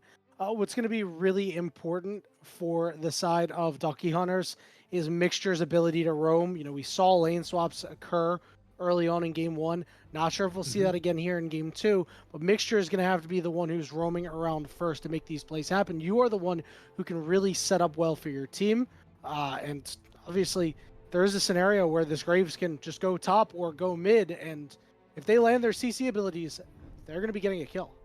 Yeah, and even sometimes, heck, if there's enough poke down, we've seen Graves kind of brute force ganks. Sometimes he's just got enough damage that even without the CC, he's able to run you down, especially when he's got red buff. So definitely for me, a lot of eyes on the junglers to come through. City Witty to just kind of try and make his mark in this game, something he didn't get the full opportunity to do last game on that Kindred. And I know, Yanni, when we came to today, you told me like, hey, these junglers, man, there's a lot of hype between them. Both of them are the kind of players that you're kind of watching and focusing on. I think last game they didn't quite live up to that expectation. I'm hoping they do this time. Yeah, it didn't feel like the Nidalee was absolutely crazy. It had those early kills, but couldn't really do anything more. And I think the most impressive things that City Witty did were use his ultimate well. It wasn't like a, oh my god, solo carry performance type deal. Although they did fit into their team compositions very well and definitely contributed a lot to their teams being successful in these games. So leveraging the fact that their carry champions weren't super carrying, but doing enough for their team is a really important skill to have. This is also why I would have liked to see them play some tank junglers, because we've already seen them on carry junglers. We're just going to see them go at it again with more carry junglers. So, that's a whole lot, but when the coaches hopefully handle drafts for the third game, maybe we'll see something a little bit different. Fair enough, but yeah, I don't know. I look at the tops and I feel like that might be even more boring than the sort of jungle v carry jungle that we saw last game. Renekton and Udyr are kind of going at it. It is interesting though that Hoarder had the, shall we say, winning side of the matchup ranged into melee and actually couldn't find a significant lead. He got counterpick again, right? They correctly identified that is Quacker's Udyr. They picked the Renekton into it. But I personally don't think Renekton's actually a big counter to Udyr. I actually think this is a fairly equal matchup, a more skill, even matchup to come through from both of them. And I'm a little bit concerned if Hoarder couldn't win the favorable matchup, how this top lane is going to go. Because we've seen Quacker, if he gets a lead, he can and will take over games. But we also have to see how the early game shakes out, right? Obviously getting put behind with the lane swap, let's call it what it was. Hoarder was behind after that, right? It was like, okay, didn't get things started off on the right foot, had a small CS lead, but nothing more, weren't able to really leverage early kills. This time around, though, if they have a straight up top lane, it could be a little bit different, right? We could see Hoarder get solo kills onto Quacker, but we can also see Quacker do the exact same thing to Hoarder, right? I mean, Udyr is incredibly powerful up in the top lane. Yeah, and I'm hoping, Yanni, that we don't get lane swaps to come through. I kind of didn't. I liked it. I thought it was a great curveball. It was a good call for the lane swaps to come through from the Temptux who initiated it last game. I appreciated the call, but look, I'm a color. I like the idea of lane swaps. I'm just a little bit sick of seeing it. And I feel like in a combine like this, I want to see the players match up skill-wise. I want to see their laning, their 1v1, their 2v2. And when you kind of mess that up, it doesn't let me see the players as clearly. It lets me see their brains, and I appreciate that. Those are beautiful wrinkled brains, but I want to see their hands right now. See, I don't want to see the hands. I want to see the brains because I know they have the hands. We've seen them. We've seen all of these guys and their hands. We know that they have hands. Them. We know that they're attached to their body. We know that they have all 10 digits, right? We know that they can make it happen that way. I want to see the higher level of thinking. I want to see the galaxy brain meme, right? Sometimes that requires some tank champions to be played. RMC, we haven't really talked about the compositions as a whole and the expectations for this game. It really feels like you're going to need to see a lot come out from Kryra in the jungle and from City Witty once again putting the spotlight on them. But based on the compositions, who do you think has the advantage here? Well, both comps are kind of actually snowball comps a little bit. We touched on it earlier. I think Temptux, if they with the Kaisa, if you get ahead and with the ability to follow up with the Kaisa, they can just keep going for dives. But if they fall behind, it gets a little bit risky for them. They've got skill on their side, but I really do think they cannot afford to just sit back and wait for skill to kick in. They need to take control in the mid game as it starts to come around. On the other hand, Ducky Hunters, again, also a bit of a snowball team just because you've got the Graves Renekton who wants to get early leads. And if you don't get early leads, it can be a bit of an issue. So I expect them to take a bit more control in the early game, focusing around that top side. But ganks to the bot side can be very potent for the Graves as well with the Leona setup. So right now, City Witty has his pick of where he wants to go. And I do feel like they have a lot more agency and initiative. Like I said, late game, I do feel like I prefer Ducky Hunters a little bit because I do think their comp has a lot of answers to Temp Ducks. But overall, I think the drops have been fairly comparable for these teams. There's no like a clear winner. I'd say at best maybe a 55-45. Yeah, the one thing here that I like about the Temp Ducks is it feels like their mid-game strength kind of eclipses the mid-game strength of the Ducky Hunters. Sure. But again, as the game goes on, some of the strength will increase on the side of the Temp Ducks, but again, some of the strength will increase on the side of the Ducky Hunters as well. So I think a lot of these mid-game fights we're talking about, like 20-minute-ish mark, are going to be really, really impactful if, you know, a team isn't able to get super far ahead. So that's where the Ducky Hunters have to come in. We talked about it. That Graves is able to really make the map his oyster with all of the CC that he's got in the top lane and the bottom lane, and of course the potential of knockups in the mid lane. And on the other side, it just feels like Kryra has to power farm, has to make the most of every ultimate that they get, RMC. I'm excited to get into this game. We are on here to Summoner's Rift. Game 2 of this block scrim here. Ducky Hunters and Temp Ducks. This time around, the Temp Ducks are on the blue side. Ducky Hunters on the red side after taking a tough loss. Yeah, and looking to come back. And just a reminder, I mean, game 1, there was a 7,000 plus gold advantage for the Ducky Hunters after they got their second Baron. They were pushing in to close out an end, and they kind of lost it in just 1 or 2 bad fights. So the games can swing very, very heavily. Yanni, you talked about wanting to see their Galaxy brains. We kind of saw that from the Temp Ducks in game 1. Yeah, their brains were absolutely massive. They were smart enough to realize that they just need to hang on, hang on, hang on, hang on. And then the counter punch, really the one punch knockdown onto the Ducky Hunters at that point. And we'll see what the move is here this time around. A couple of pings going down here. See where these junglers want to start. If they're going to start pretty standard, if they're going to move around a little bit. Darkwing's already moving up toward the side of City Witty here. But no big wards, really. It's just, you know, one ward over on the chickens and one ward on the top side.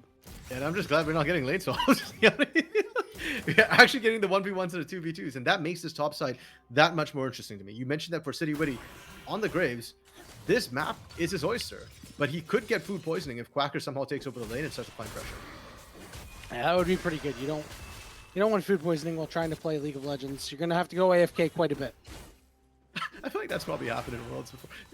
In season 2, I think somebody got food poisoning, right? And yeah, toilet issue. Recently in that's where the toilet issue meme came from. It actually came from LCK.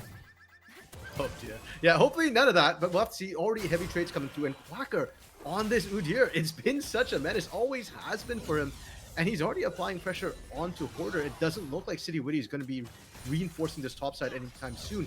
He started with the Krugs, and he's going to head down to the bottom lane. Did we jinx it? Toilet issue. I don't know if we jinxed it, but Quacker with the Grasp of the Undying on the top lane, you can see just being able to out-sustain Hoarder there. I can't believe we called it. Now, we don't actually know if that's the situation going on, but still very early here. They are aware of the tracking on this Lilia, but that's about it. They generally are going to assume that this Graves is probably starting topside, but don't really have any extra information at this time, as I do not believe he's on a ward, so I'll just clear as normal as we're back to the game. Nope, I think there were some things that came down early, but there were no wards, so I think it was just a rough guess. They had a good idea. Yeah, of where this Graves, of what City Witty wanted to do, and I don't think they were expecting topside to be any action. Trades of stuns, a late cleanse by Sushi. He's been ignited, and he will have to flash out of there. Really good patient play. I believe they actually waited out the cleanse before the ignite came down, so the ignite damage fully take through. But Sushi gets a max range flash over the wall to create a ton of space. Will be pushed out of lane though, and that will be an issue. Hoarder's going to go in. He's going to look for this kill here. If he wins Ghost this- burn on the Udyr. One more auto attack, and a Hoarder gets the job done.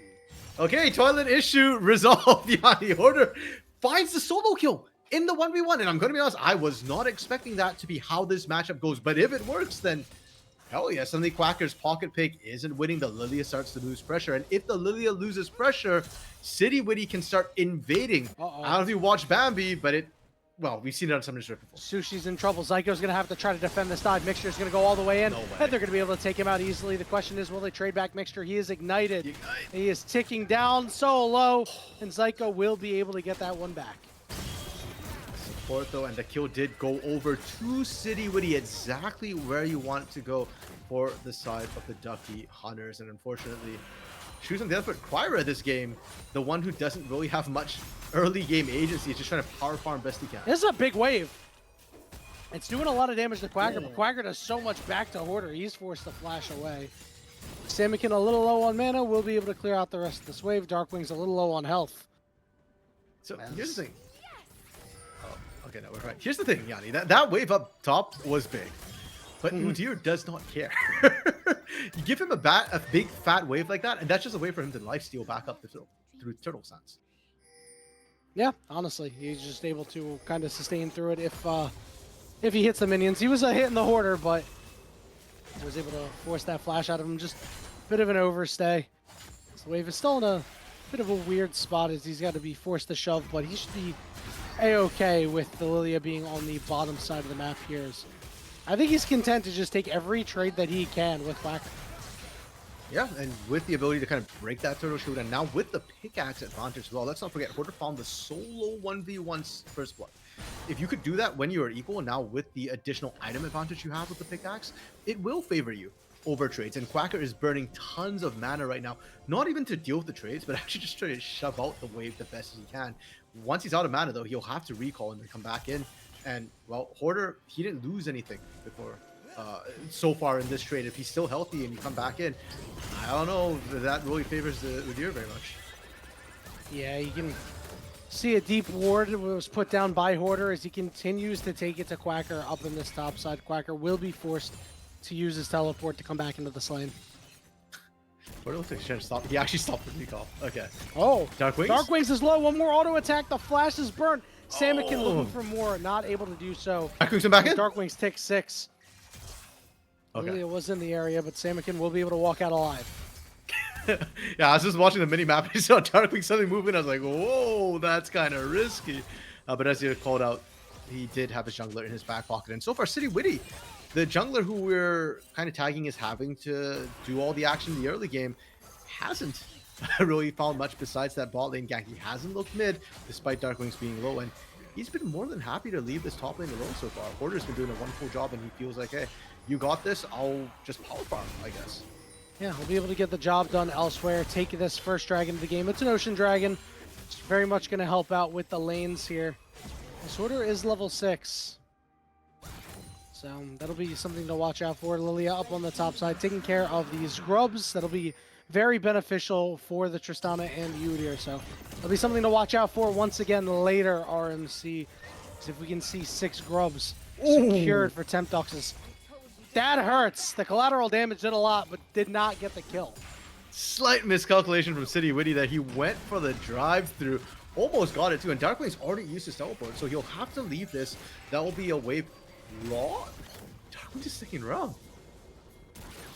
Well, he take level 7. Mixture is here. Good ultimate goodness, there, and the rest huge. of the squad is here. Lots of flashes burnt.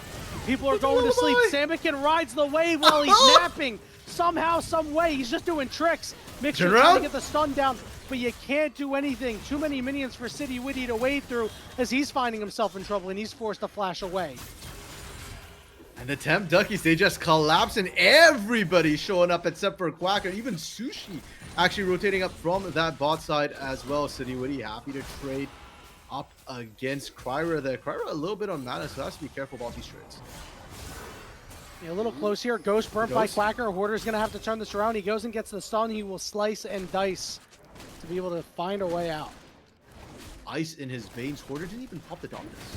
He had the ult if he needed it, but knew he was going to survive that.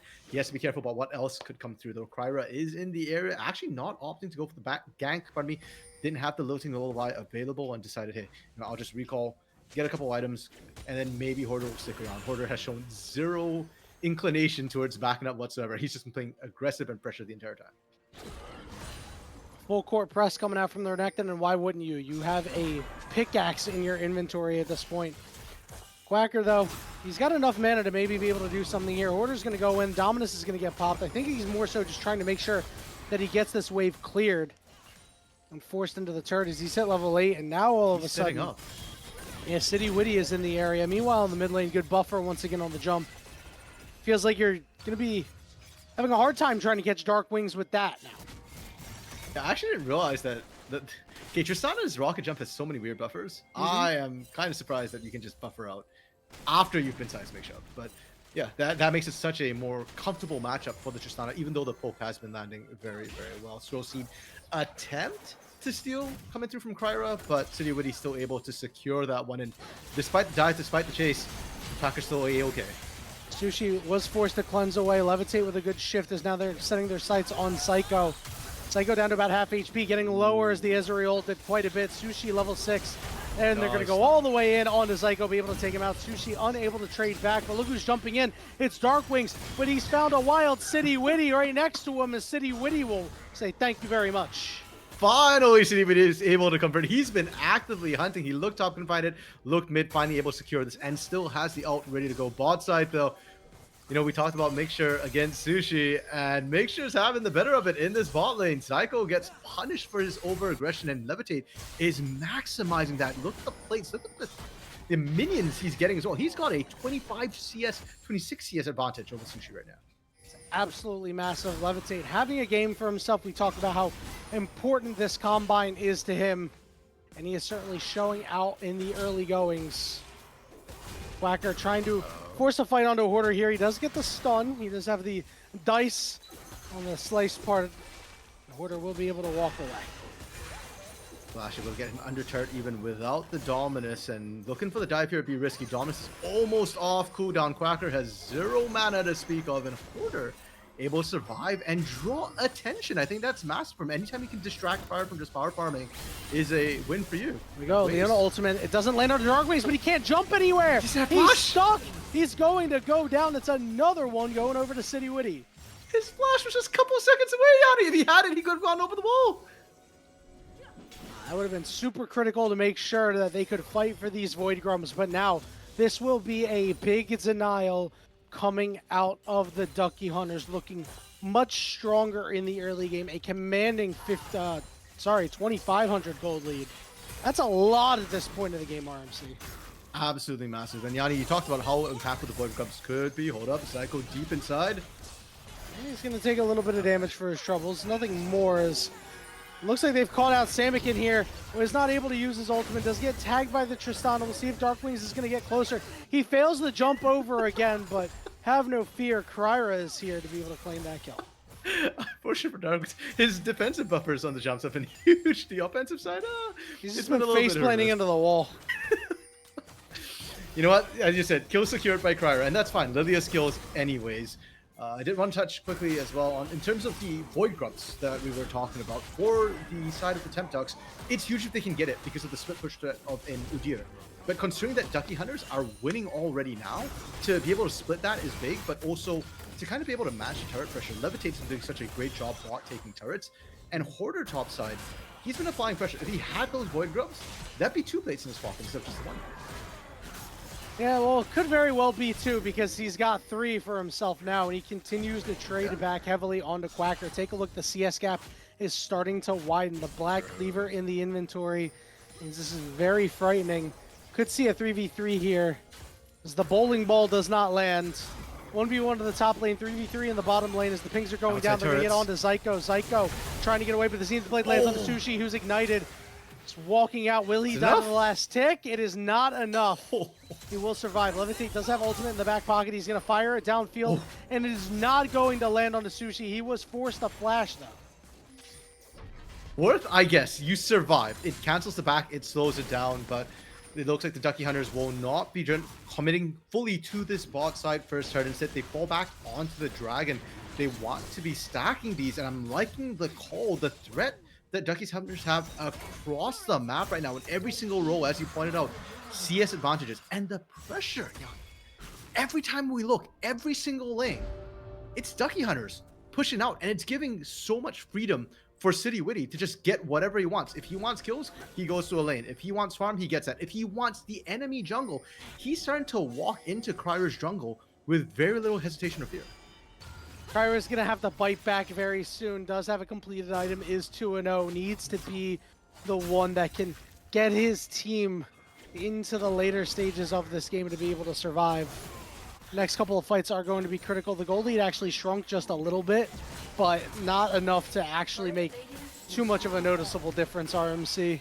Yeah, and I'm gonna chalk that up to Dragon as well. The fact that Ducky Hunters weren't taking CS while they were taking Dragons, but they'll take that first break. That bot side is going to be under a huge amount of pressure. Trinity Force already picked up 4 Levitate. Now, there is also the Static Shift picked up for Sushi, so a little bit more pushing power. Order. This gets stunned, is going to be put to sleep here. They're just waiting for cooldowns to try to burst him as best they can. The Dominus is not going to be able to save you. There's another kill going over to Kryra. Here comes Samikin trying to make something happen, unable to catch the deer, just a little too fleet of foot. And now they're going to try to turn it around onto City Witty. City Witty, though, with red buff, is pretty healthy. Ghost gets burnt on the side of Udyr. Samikin is also looking for more. And now Dark Wings is headed on the way up here. The question is, will anybody be able to get Samikin? Nice sidestep there. He's taken to about half HP as they rebuff any play here from the Ducky Hunters. Herald is up and available with the numbers advantage. The Temp Ducks could look for this, but they are being a little bit hesitant. Whacker kind of low on health and mana as the bot sides are trading. Levitate's poke telling the difference right now as he's landing those mystic shots. His turret's going to fall very shortly as well. A 35 CS lead plus a turret that's going to go over to Levitate. Its first turret as well.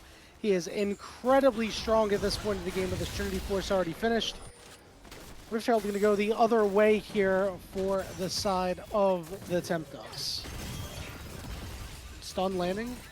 Darkwings can't really do anything more to Samikin. Samikin's doing a great job here. Flash for flash, and he didn't even need to auto-attack Darkwings.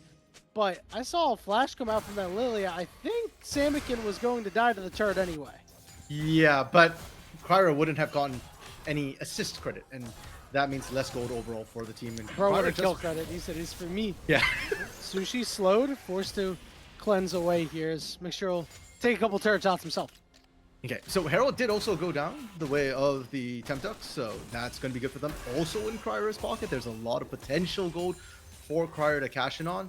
And Kryra has been using the gold well. The ganks have been coming through, and he's been the one kind of making it work. The problem now is with that first turret going down, Levitate and Mixture are unleashed onto the map, and that's when it gets a lot harder for Kryra to try and find these advantages. Maybe you can punish whoever goes to that long lane and overextend, but I do suspect that we see a numbers disadvantage, or advantage, I guess, instead of Temp Ducks. That means another lane somewhere else is going to be vulnerable to that push and potential factor.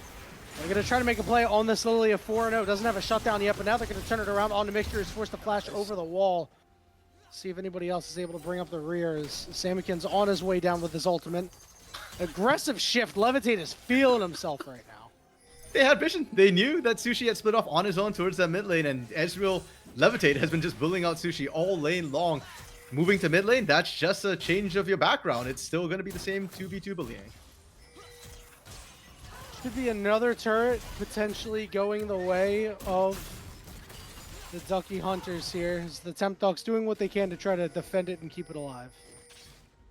And I hope that the sort of defensive mindset they have to just kind of stall is a temporary one. I fear that if they keep just playing defensively, things could very badly snap when they hit critical mass. I'm waiting for the Mira mana to complete for Levitate, and I think things are going to get nuts then. Well, Levitate has no summoners now, but they just don't have a way to get on top of them. And now Mixture coming in from the side. The walls are going to start closing in as City Witty is here and is going to be able to burst out Sushi and is going to look for Psycho next. He's going to take him out too. 5-0. Okay, my bad. I shouldn't have, said the Temp Ducks needed to make a play. They tried, but I think they over-aggressed and that certainly came back to bite them. And now this mid lane turns all but Doom Darkwings as well. Oh, they're super deep in here. It's another one for City Witty. He's 6-0 right now, a one-man army almost. And Kryra's just left crying in the mid lane. Where's the backup, boys? Everybody's dropping around me. I have no help. I can't hold this turret. Second turret falls. And keep in mind, Herald went the way of Temptux, but they've not been able to use it or even really challenge any of these turrets so far. It has been very difficult for the Temptux to do anything this game. Every lane lost. Kryra is the one who's got 4 kills. He's 4-0-0 with 145 CS, but RMC doesn't even have a shutdown attached to his name. That's when you know things are real bad. Yeah, and these are subjective bounties. If the Temptux can actually get to, I'm looking at the gold differential too. It's like 1,000 gold, 1,000 gold, I mean, minus 1,000 gold, and then 2,000 gold coming from the bot side. Like there's massive advantages. Oh, Zyko, he can't get over the wall. It's fine. It's fine. Zyko is not worth it right now. Track is the bigger objective. And I think it says a lot when Ducky Hunters are like, you know what? We see you, Temp Duck, and we don't care, even though we're Ducky Hunters. Zyko, we're not going to bother chasing you. We've got our eyes on the prize. Rift Herald is going to be dropped up in this top lane, but a good Weaver's Wall there to try to keep it away for right now at the very least. Setting up. Could be some problems here. Kryra trying to do what he can. This Rift Herald, it's just standing there, menacingly. It's going to get a charge off, but it's going to take the turret to half HP. They're like halfway to an objective bounty, I guess, #word. Yeah, there's no rider on it for maximal damage. It feels like this was more, hey, our Herald's timing out. We need to make space on Stamikon. They were going to stun Stamikon. Stamikon's got no flash, and they do manage to take him out. But there's a lot of turret shots going down to the Kryra, and that's another kill for City Witty. As Hoarder is going seriously deep now, trying to get the Dark Wind. Sushi comes in to try to help out. Okay. There's a lot of low health bars. Hoarder's low when he goes down. Sushi's getting the free hit. They take out the Graves as well. It's Mixture and a lot of angry members. But Levitate's got to make a hero play in a 4v1. A lot of low health bars, but there's an Udyr right on top of him. He shifts over the wall. Udyr still in hot pursuit. Couple of auto attacks away, and he gets blown up. It's Dark Wings with a triple kill. And all of a sudden, the Temptux are right back in it. And the old man's got life in him, yet Darkwings, the veteran we're talking about, he's always been hanging on the tier 2, and these 2 games show us why. First, on the Mage, on the Syndra, finding those perfect catches, and now on the Tristana, clutching out the fights as well. It's been Kryra all game, but when it matters in this mid game, Darkwings keeps making it happen, equalizing the game right up. And now, you start to wonder, are these 7 kills on City Witty actually going to be beneficial? Because everybody else only has 1. We know that Levitate has a lot of gold in his pocket, is on his 2-item spike, but guess what?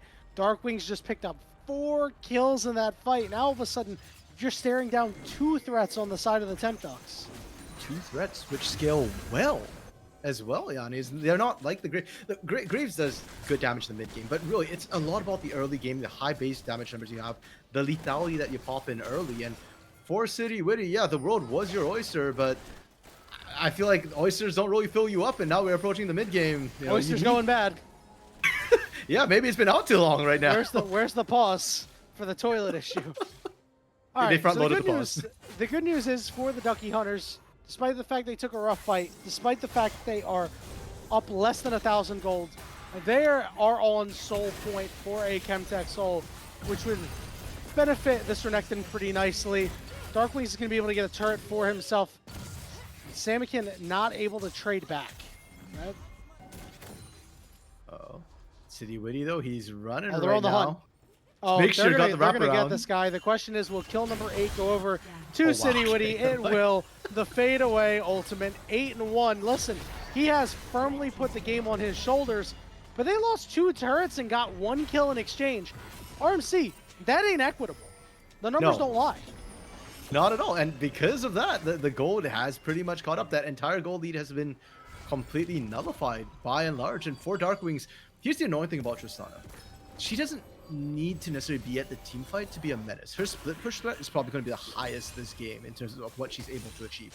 Samikin had to burn Weaver's Wall to get down there and couldn't actually kill Darkwings. So Darkwings' pressure, it's just going to continue mounting this game. And if every time you kill Darkwings, you lose an objective somewhere else on the map, Temptux will happily take that trade. Yeah. Temptux will be like, you can have Darkwings, we'll take the Nexus. I don't think it'll ever get that severe, let's be honest. Yeah, Stranger now, things have happened. Stranger things have happened to RMC. City Witty has to start feeling the pressure here. He needs to do more than just cherry pick a couple of kills. He needs to make an impact in a big fight. 1 minute until this dragon comes up. Baron is up, which does mean that we're liable to see an explosive fight. And then all of a sudden, this thing is gone. Plenty of damage on both sides. Yeah, and plenty of Baron taking damage from both of these teams as well. So Vision going to be paramount for both of these teams, not just for the fight, but just to make sure we don't lose Baron or Dragons just by not being there on the right timers. For now, though, kind of similar to game one, the mid game, we are still seeing a lot of individual matchups right now. We're not seeing too many full rotations or catches come through, though the catches will probably be critical. I suspect, much like game one, whichever team finds the engage and guarantees themselves the early kill will probably also win the fight. We're seeing Samikin and City Witty near the top side, looking to make a play under Darkwings. Weaver's wall coming out. Darkwings is in big trouble. Will they do the objective trade once again? And it's a 1-for-1 in the 2v1. Darkwings gets it done. That was an 8-1 Graves that just got shut down just like that. And Yanni, they're not the same. Trading your mid for a jungle, you take that. That's smite off the table for the Ducky Hunters. Temp Ducks get free Drake. And if I'm the Ducky Hunters, I'm not feeling too good about this one now. All of a sudden, you're letting them stay in the game, I mean, you know, this is almost a mirror image of game one. Yeah, if anything, I think the Temp Ducks have done a better job this game. It's not even quite as dicey as what we saw last time, Zai. There's no... Oh, he has a backup in TP. Yep, backup is arriving. It's a teleport coming in. I imagine it's a Darkling's teleport, and it is. Yeah. Samikin, goodbye. We'll see you later.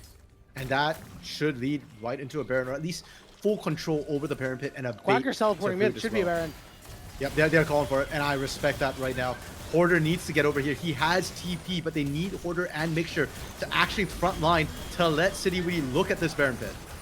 Teleport coming in from the top side. Baron down to about 6,000 HP. Off to the side, there's some fighting. Hoarder popping the Dominus, looking to go in. Zyko gets onto the backside here, just trying to keep the Graves out. Too early? The Baron's down to 4,000, but they peel off the Baron and they look for the Renekton, who flashes right into Quacker, and Hoarder is going to fall. Only slows from the Leona as Mixture once more. Levitate is kind of low, but so are many members on the other side. Darkwing jumps up the wall, but Mixture went in. Oh, and now the Lilia jumps on top and burns them away. Levitate falls. City Witty falls. And it's just more fight wins coming out from the Temp Ducks RMC. Picture perfect dunk from Cryer as well. I love that he stasses right at the top of it. It looks so cool. And that was all he needed to do. And now they'll be able to turn on that Baron. City Witty off the table. No smite still available. Samikin has Weaver's wall, but if he goes in there, he dies. The tankiness and sustain, the healing that is coming through from the side of Temp Duck is absolutely massive. And Yanni, I can't help but think back to the draft when we were talking about what these teams wanted to do. We said both these teams want to snowball, but you especially pointed out that the Temp Ducks composition, they spike in the mid game. And it's for the Ducky Hunters, they've got a power trough. And we're seeing that right now. Sure, City Witty got a hit, but the moment he's down, you can tell Levitate's damage isn't quite there yet. Samikin's damage isn't quite there yet. And they still opted to fight multiple times while in this power trough. Yeah, the laning phase was super kind to Levitate, and everything after that has not been. This is what happens when your Graves has a monopoly on all of the kills. City Witty needs to find a way to leverage his strength, and team down 1,500 gold, a Baron on the other side here for the Temp Ducks. The Ducky Hunters are going to need to have a comeback that's very Temp Ducks-esque. Yeah, Red side's got to do it again, like what they did last game. But this time, it's the opposite team trying to do it. And for Ducky Hunters, look, it's not game over for them by any means. They still had all the advantages they had in the early game, right? They had Levitate very, very far ahead. He's still in a decently strong spot, waiting on that third item to come through. They still are at soul point as well, so they can give up more dragons they need to buy time. What they do need to stop is the push coming through that we're seeing from the Temp Ducks, pardon me, I forgot the name for a second. And they also need to make sure they don't lose any more fights in this power spike that Temp Ducks have. Well, having Levitate answer Quacker is not the way to stop the push from going in, because look at all the healing numbers. Plus 23, plus 20, plus 20, plus 20. You're not actually doing anything to him. No. And City Witty getting bursted out and forced to run away. He almost died. Turret in the bottom side taken down. The mid-inner turret has been taken down. The gold lead swelling to 4,000. City Witty almost died to a not fully charged explosive shot. We didn't actually see it explode. If Darkwings gets the full thing, Oh my I god. think City Witty just dies. And Darkwings is a menace right now to both man and turret. It's doing so much damage. Tristana, the Tower Taker of Terror, is taking lives on top of it. This is Push so continuing on the bottom side here as this turret is very low. They're doing what they can to keep Darkwings at arm's length. No top lane push for the side of the Temp Ducks means that they're only really able to fight on these two fronts. That does mean that the Ducky Hunters are able to actually answer these waves. But I do like the fact that for the Temp Ducks, we saw as soon as Baron went down, they immediately switched to a 4-1 split push. They really did maximize the Baron, something that we didn't see the Ducky Hunters quite able to do last game with the Baron buffs that they did pick up. And because of that, the gold lead has ballooned now from an even state to a 4K advantage for the Temp Ducks, as if they needed any more advantages. And now they're going to be setting up for that Dragon, because if there is a way for the Ducky Hunters to come back in, one of the easiest ways will be to secure the soul. Well, here comes a teleport from Tristana here. A lot of summoners available on the side of the Temp Ducks. They're going to look out for mixture here. Quacker also teleports in. Teams are a little bit split. Ducky Hunter's going to have to find a way to regroup. The Dragon is now up. If positive waves in the top and bottom and a neutral wave in the mid lane, so they have some time. Scuttler is going to get taken down, which is going to expose some of these wards. Warder forced away as the Dragon's been started up. 8,000 HP and counting down. Swirl Seed lands on the Levitate. They're going to drop the ultimate, force the cleanse out of Levitate. Hoarder on the side, trying to deal with a couple of members, but he's down to about half HP. Mixture goes in, forcing the leap into Darkwings, who takes a lot of damage. Here comes the Weaver's Wall. Mixture's very low, and the Chemtank Drake is secured by the other side. And Rel Psycho in with a great ultimate. Psycho going Psycho as Sushi cleans them all up. Quacker on the backside too, and Hoarder is the lone one left to tell the tale.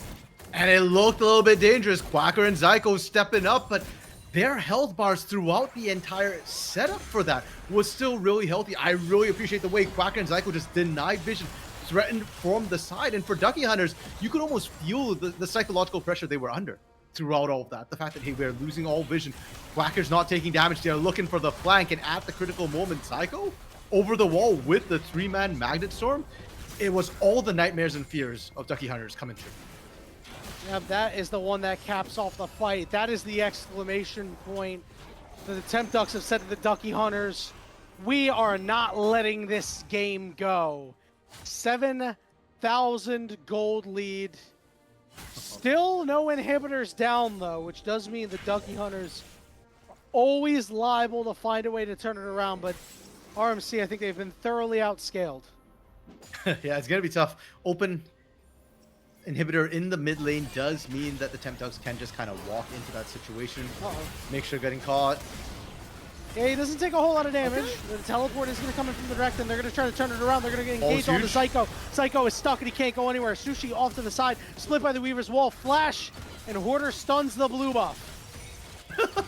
Really unfortunate there, but there's no objectives. He forced the Sushi flash at least. Yeah, and that's the critical thing. Now that Sushi doesn't have that, it's a one-way trip for this Kai'Sa. Problem is there's no objectives for the Ducky Hunters to really try and play off of. There's no Baron, there's no Dragon. Baron's up in 20 seconds, but so is Zyko.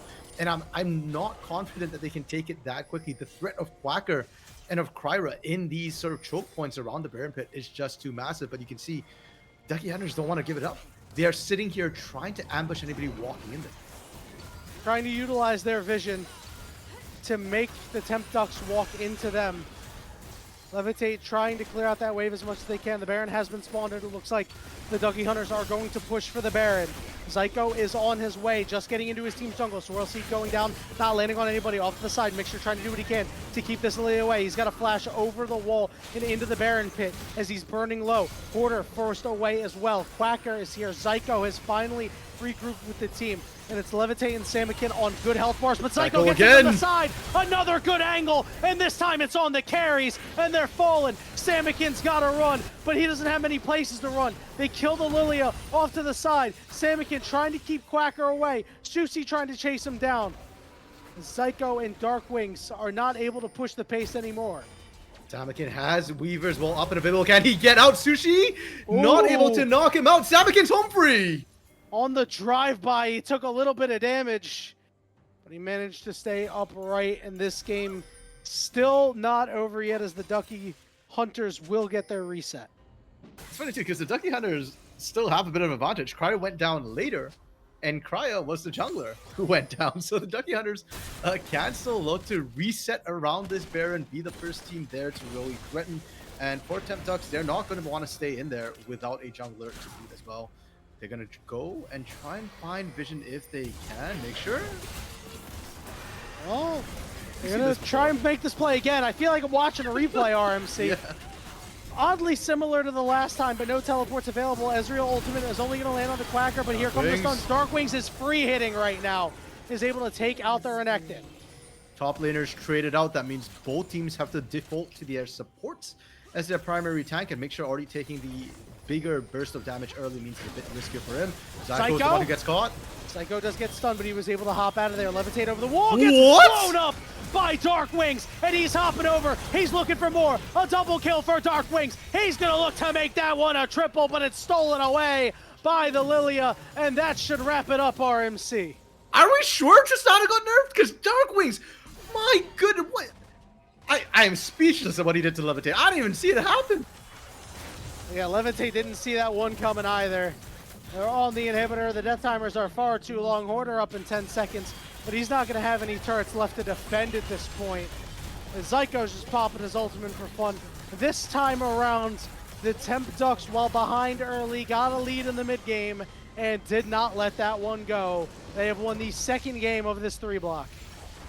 And I do feel like whoever's doing the shot calling for Temp Ducks, it just feels more polished and more experience coming through. Again, we're seeing mechanics from both these teams. Like you said, we know they've got hands and they're still throwing them, but it just feels like Temp Ducks understands their win conditions a little bit better when they should be playing for certain things a little bit better. Like the early game, if we fall behind, it's okay. We can scale up to the mid game. When mid game came round, they just hammered it. They won one fight and they just kept pushing over and over and over again.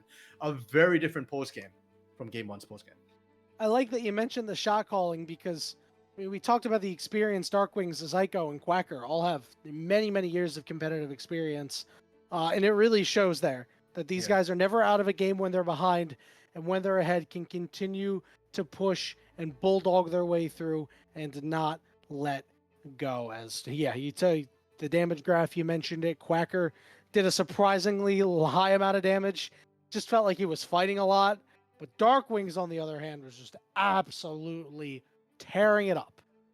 Yeah, and the sheer amount of burst that the Tristana was putting out. It wasn't just to the carries either. Even Hoarder was struggling on the Renekton in a lot of these team fights. He had to try and frontline for the team, but Darkwings was just absolutely ripping him apart. And I think he was the first to, I think he actually ended with full build. And he was, if so, he was probably the first or the only player to full build in this game as well. And given that what we're seeing feels like a shot calling issue, or not an issue necessarily, but a bit of a difference in which team is smoother with their calls, more decisive, knowing their power spikes, this makes game 3 all the more interesting. Because if coaches are in comms, and if the coaches are giving them in-game calls, I don't know if they're just listening to comms or whether they'll actually be giving instructions in-game, but having a coach in-game could actually fix all the problems that Ducky Hunters are struggling with so far in games 1 and games 2. Yeah, we'll see if we see any differences between these teams from game 1 and 2 to game 3. Remember, 8 o'clock Eastern time tonight, we will have the second block, but so don't freak out. It means we got more League of Legends going on after we're done, but we're going to take a very short break, and when we return, we will give you the last match of this 3-block between the Ducky Hunters and the Temp Ducks. We'll see you soon.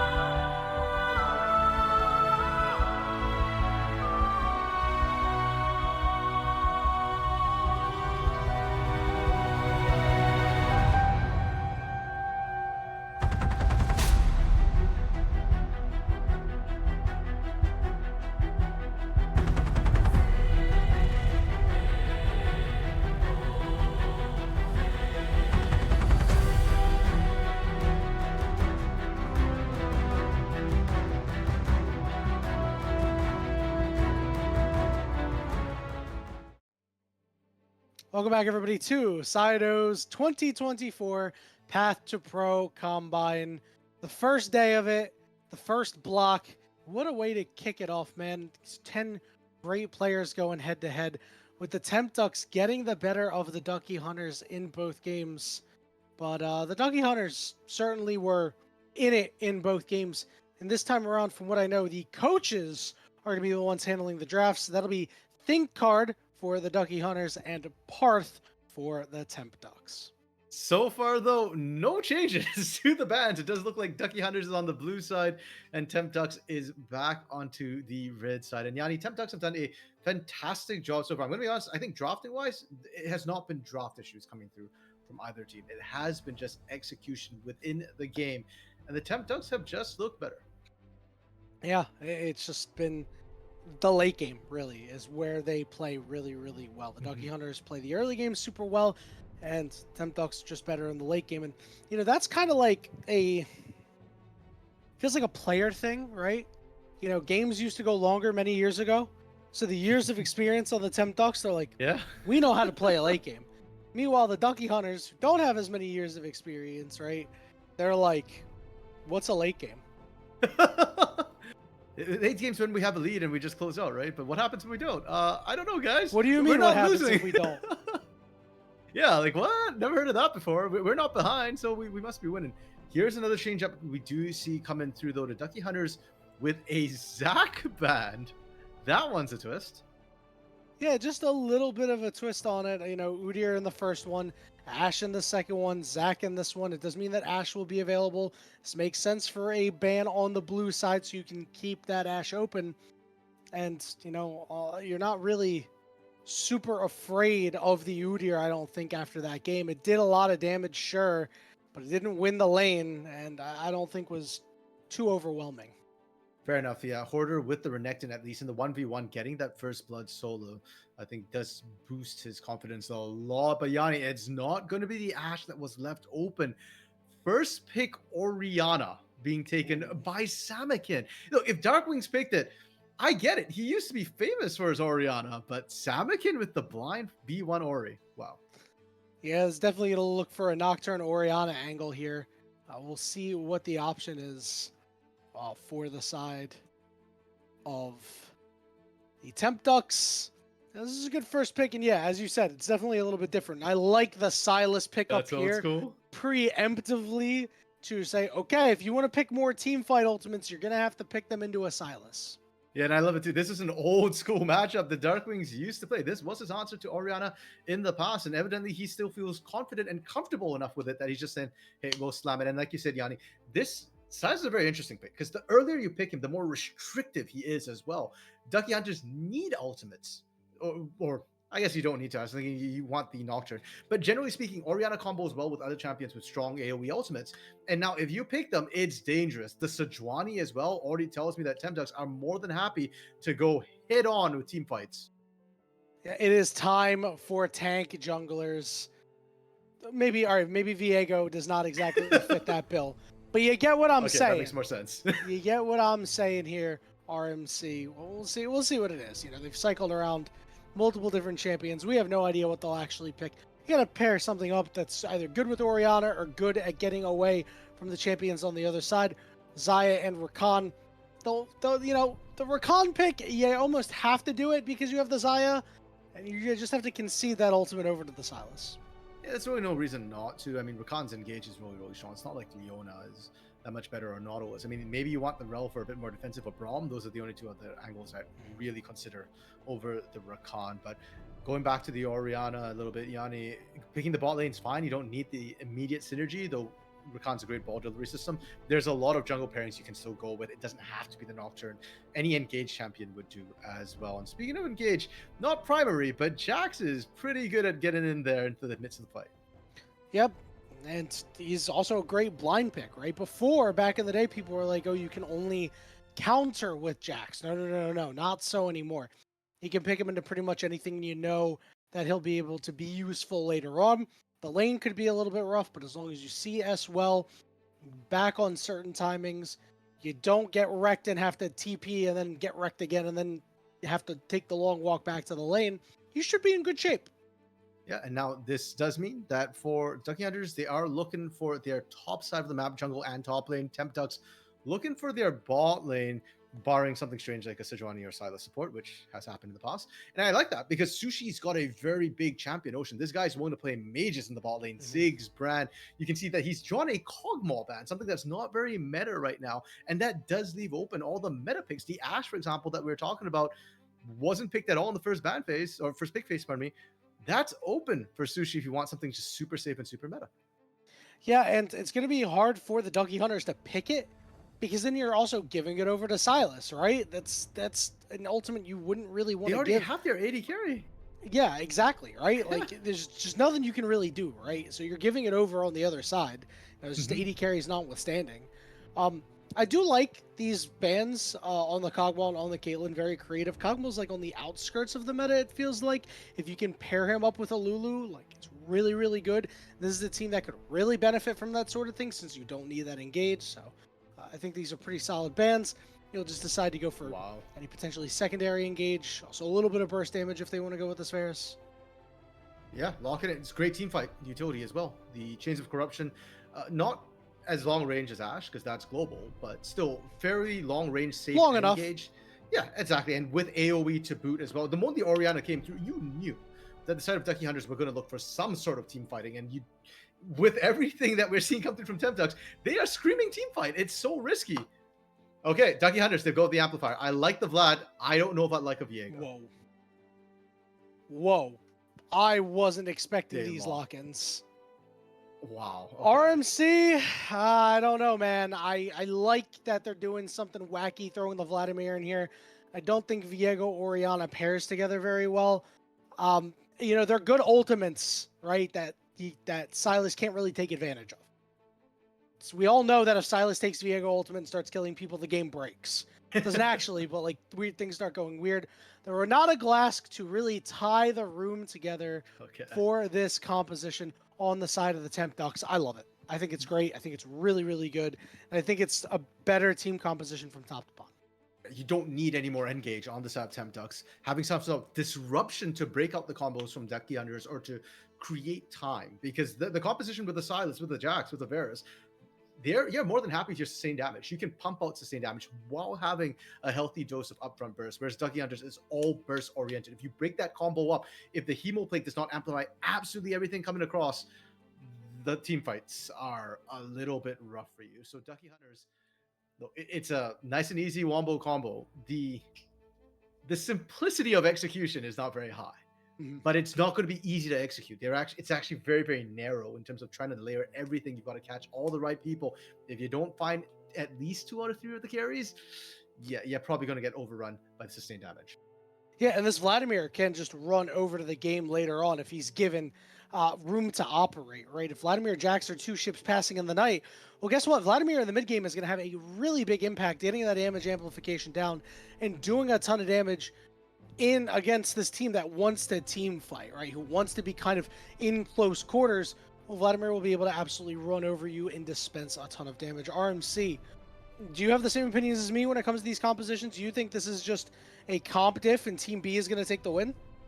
It certainly feels like the biggest diff I think we've seen in the draft so far in this first block of games. It's going to be really, really tough for Ducky Hunters. But hey, Yanni, the greater the challenge, the greater the glory. And if Ducky Hunters, if they make the win in this game 3 after how the block has been going with this particular draft, well, it's going to look all that more impressive. I'm going to predict that the Ducky Hunters are going to win the early game and they're going to lose the late game. It wouldn't make a lot of sense with the Vladimir on their team, but it is certainly has the potential for history to repeat itself. But I think the Ducky Hunters, despite losing the first 2 games of the block, I think they've looked pretty good. Like I said, for sure, the late game is something they need a little bit of help with as a unit.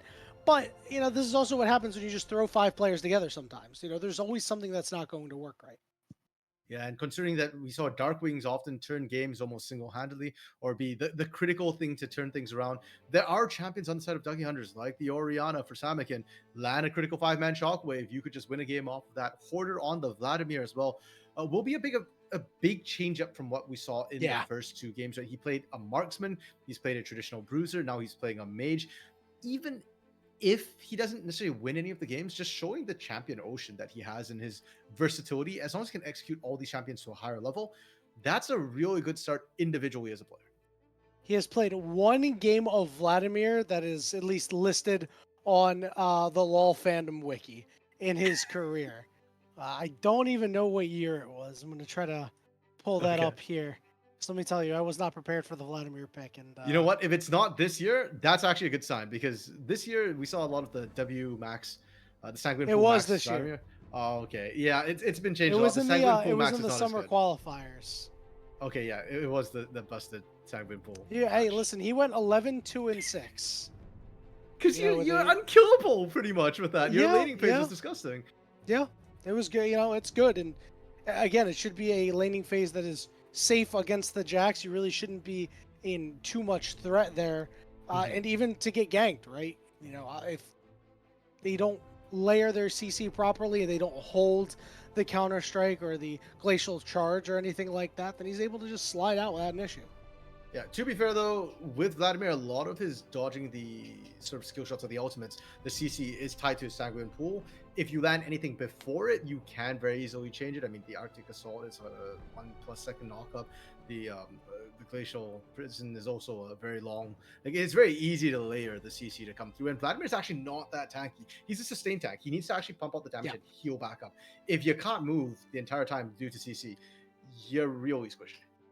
Yeah, and it looks like on the other side for Team 2, they have plenty of damage to deal with these squishy targets. They do have abilities to dodge out on certain things. Obviously, Viego, as he's taking over a body, you know, only will take damage from turrets. Zaya's got the ultimate to be able to dodge out. Rakan can, you know, bob and weave a little bit, although he's going to use his engage tool to dodge out a little bit. I just don't know, man. I don't know how they're going to be able to make this happen. It really needs to be Rakan ultimate, Orianna ultimate, everybody else deal 1,000,000 damage. It's that moment for Samakin to shine, and we've seen him do it in the NACL before, not just on the Zoe when he's been clutch, but Samakin has been known to find those key 5-man, 4-man ultimates that can swing games, and he'll have to do it again with this Orianna. A lot of individual strong key pieces that could come through from Ducky Hunters that have the opportunity, the chance to try and turn the tides. You've got all the tools to be a hero. You just got to do it now. Yeah, let's see if they can get the job done. Ducky Hunters versus the Temp Ducks going one more time. We're going to take a short break. When we return, we're going to deliver to you this final game on Summoner's Rift between these 10 great players. Don't go anywhere.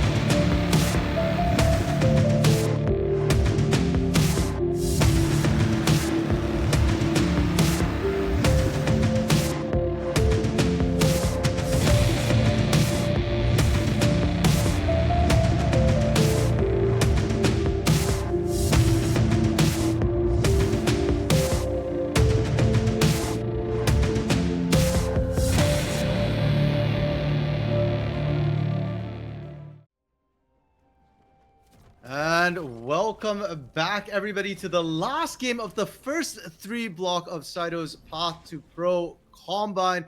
And again, we believe there's going to be coaches involved in this one. I don't know if they're going to be giving them instructions in game, but we set up the expectation. Once again, it's going to be Ducky Hunters on the blue side and Temp Ducks on the red side. First of all, apologize for the delay getting into the game. We are having a bit of technical difficulties, so Yanni is trying to get that sorted, and I will be handling the solo till he gets back. Hopefully not too much action kicks off in the early game. And frankly, with the compositions, I'm not expecting any level 1 shenanigans necessarily. Zaya and Vlad aren't the best at trying to do level 1 engages. Silas as well would like to scale up, so probably just going to be a bit of a safe start. And as I say that, City Witty getting in there to just get a ward. Darkwing's not quite able to land the chains, and City Witty will get out with the free vision. Order up into the tri-bush, will spot out Quacker as well. And this Vladimir Jax matchup, both of them skill very well, but in very different ways. Traditionally, Vladimir, not much of a split pusher, more of a team fight based champion, especially around that Hemo Plague. Jax has kind of changed his identity. In the past, he was always a great split pusher, but now with the way his ultimate works, he's actually really good at team fighting as well, though much better at split push threat. In the lane, though, melee into range matchup, Vladimir really doesn't have too much truth here. As long as you time the Sanguine Pool to deal with the Counter-Strike, there's very little ways for Jax to really stick onto you, and the constant transfusion that you can pump up with the Vladimir should keep you topped up and much better on that trade. Speaking of trades, though, all the other lanes are getting really frisky as well. Darkwings and Samakin really low on health. We see this a lot with Silas as they're trading health for the opponent's mana and trying to sustain back up, but not at level 1. At least at level 1, a lot of times you don't see them able to quite match. Psycho and Sushi as well trading very well in their favor, and with the additional range that Varus has over Zaya, you can already see Sushi and Psycho maintaining that pressure, making sure that they're able to get control and get extra poked out onto Mixture and Levitate. Both junglers starting on the opposite sides of the map. Quacker doesn't land the Counter-Strike, won't be at risk of dying just yet, though Hoarder does have the Ignite, so potential kill threat to come through, especially onto dives, is worth noting. City Witty, because he did start on the bot side, will be near this top side. They want to go for a dive. I don't know if he'll actually get there in time. This wave is going to crash, and City Witty is still on that gauntlet now. Quacker getting the Counter-Strike onto a Hoarder, even as the Crimson Tide kind of goes off, gets the actual turret aggro down, able to equalize that. Kryra as well coming in for this mid gank. Samakin already using the flash early, will not have it to get out, and that leaves City Witty up a creek with barely a paddle. Has to use the flash, they don't care, they go for the dive. A double onto Darkwing's a huge carry. Quacker on the top side going in as well. Hoarder has the flash to get out. Ignite keeps sticking, he flashes backwards, he buys time. The Sanguine Pool is barely enough, and it's a 2-for-1 start coming through for the Temp Ducks. What'd I miss? A lot of fun, Yanni. You actually just missed the early action to come through. When all is said and done, Temp Ducks opened with the 2-for-1 with a 700 goal lead. All right, well, Darkwings is 2-0, so that seems pretty insurmountable, right? That's a GG call now? No, maybe not, but that is definitely difficult to deal with. Over on the bottom lane too, big CS lead open up for Sushi and Psycho. So right now, the Ducky Hunters aren't really showing any signs of life outside of this top lane, but Porter did have to burn that Ignite, so he's going to lose out on the combat power and then lane for later on, but he's got double Lamp Tome, so he should be okay. Yeah, we talked a little bit about this sort of range advantage that Hoarder enjoys in the top side. Mid lane, Samakin was supposed to enjoy that as well, but if you start to fall behind in either of these solo lanes, it does go very, very rough for the rest of the laning. So, especially in the mid lane, double kill that Darkwing's picked up, Samakin has to be careful. He's starting with the tier. He's not got that double lamp tone that Hoarder did, so you've got a bit more mana, but certainly a lot less trading power. Yeah, I mean, you know, it is range in the melee, so you do have those auto attacks, and Orianna auto attacks are really strong because of her passive. But, you know, Darkwings is now not going to have too many problems surviving through that because he already has 2 kills. He's not going to greed for any minions. He's gonna be like, okay, this is like totally fine. I'm fine with everything that's been happening right now. He is kind of greeding a little bit though for I don't know just a little bit, but pressure. Like, he had vision onto City Witty. They saw the pings come down. He's kind of low of health, and I think he's trying to use the rest of his mana to trade health off of Samakin so that he can TP back in with a more significant health advantage, as well as a potential item advantage too. Order getting the better of Quacker up here for right now. It's just ping-ponging waves, really. It's just how many can Quacker pick up without dropping any minions, or if he wants to trade. How long can he trade on to Hoarder, actually, is the new question we should be asking. Or how much can you consistently trade onto him, right? Because Yes. the transfusion's really obnoxious. And Order, sure, once in a while, if you're trading once every 30 seconds, Order's more than happy with that.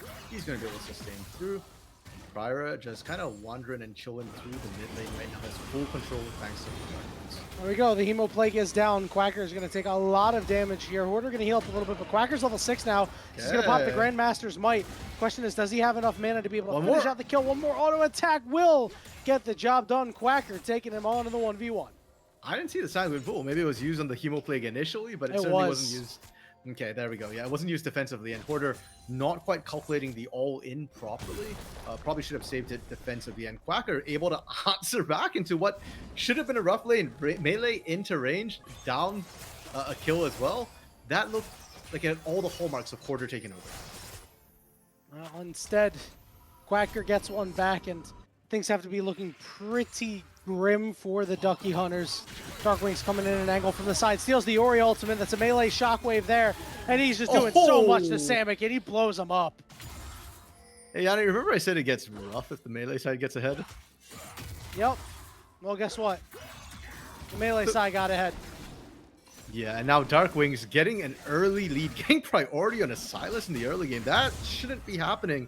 And Kryra just has full control. That's going to make the objectives really tough for the side of Ducky Hunters to contest as well. First Drake already went the way of the Temp Ducks, but the Grubs, and the first set of Grubs actually also went the way of the Temp Ducks, and that's not going to change on the second spawns. Hoarder doesn't have his pool available here, so this is a big problem. He's going to get stunned, and he's going to go down again.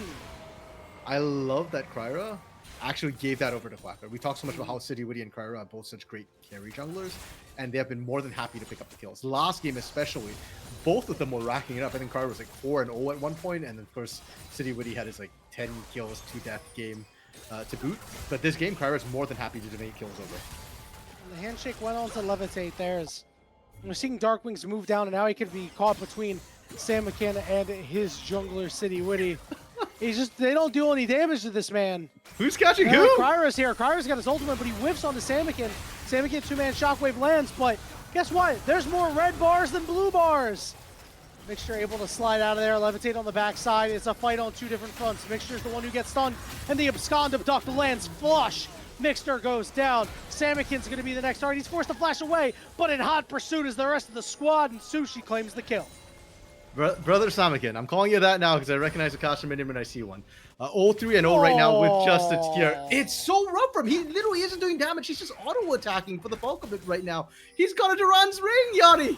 Buy an item and then we'll talk. Can't believe you just called that man a caster minion. I called him brother. Yeah, because you right, and then you followed up by saying you recognize a caster minion when you see one. I mean, you know, he's dealing a little bit more damage than a caster minion, but unfortunately just getting caught in some really bad spots, and that can happen on Orianna sometimes. A really nice movement from Kryra, from a gank in the top to a fight in the bottom lane. He's just been everywhere this game. Yeah, and props to Sushi and Zyko as well. I love the call you made when you said there was more red than blue, and that's partially because this bot lane, with the pressure they had, they were willing to rotate first, even at the expense of with a CS quarter. Hemo Plague versus Grandmaster's Might plus Ignite. Diego up here, but the counter gank readily available from Kryra is just matched City Witty everywhere and has shut him completely down. Yeah, both junglers showing up, and unfortunately City Witty just has no confidence, and rightly so, of being able to actually finish off and execute with the TP advantage that Quacker has as well. Oh, all right. Good job, City Witty disguising himself there, but I don't know if this is a fight that you're going to win. They're going to turn it over on to the Viego. Viego trying desperately to get out, but everybody's getting slowed. Hoarder is tagged once. Quacker trying to get out, but he gets shockwave. Now he's going to hop over to Samikin. Darkwings is in the area to try to turn this one back around. Abscond Duck lands once again, and Darkwings is just going crazy. He pops the Hemo Plague, and he's looking for a finished kill, and he'll get it. Bot side, Levitate gets rooted as well as Mixture, but able to get away for now. Sushi not quite able to follow up, and the poke is raining down from Sushi. It feels it's really weird to me that somehow Levitate and Mixture actually have a CS advantage, and it was actually a significant one because every time we pan down to this bot lane, it's Sushi, it's Psycho just raining poke down and pressure and pushing up their lane. The full court press, and why not? Because they haven't had to worry about a damn thing. City Witty is now finally in the same area code. The handshake is just going to stop any engage from Mixture. As a Rakan out, just dissuaded by a simple Q from Renata right there. And without that big tool available, City Witty probably isn't going to be looking for a re-gank into the bot side. If you don't gank, you don't get the prio. If you don't get the prio, you're not going to get the second drain. Second Dragon going to go over the way of the Temp Ducks, who have played their cleanest early game to date. Up 3.3k gold, and Quacker continuing to make life hard on Hoarder. Up 12 CS, up a level right now. It's not getting any better RMC. Nope, and I'm so impressed with the Temp Ducks and what we're seeing even within this 3 block of their Combine, of the opening 3 block.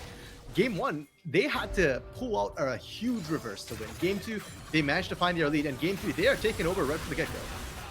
Oh my goodness, Samakin. They're going to give that one over to Kryra.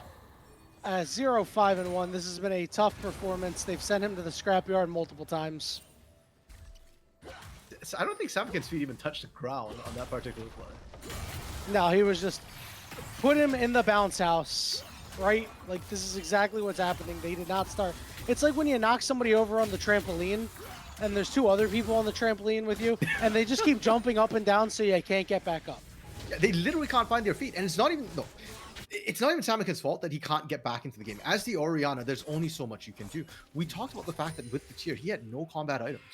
Look at what he's got now. He picked up an Amp Tome. That's it. You contrast that to Darkwings, who got fed 6-0-2. He's already on his first item. Not only he's got the item and he put a ring on it.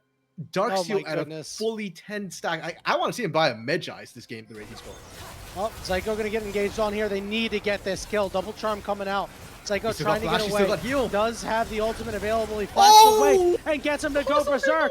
Oh, so close to being going down. What a flash by Levitate. Able to clean those kills up. Darkwings will live for right now, but he will fall all the same. And now we'll see if Darkwings is able to find his way to Levitate. Levitate walks right into Kryra. Darkwings is nearby. Abscond, abduct. Thank you very much. Kill number 8. You know what? I respect what Levitate did right there. In a situation when the entire team is crumbling around you, you did your best, and that was clutch to land the blade call on both Sushi and Zyko. The burst of damage came through.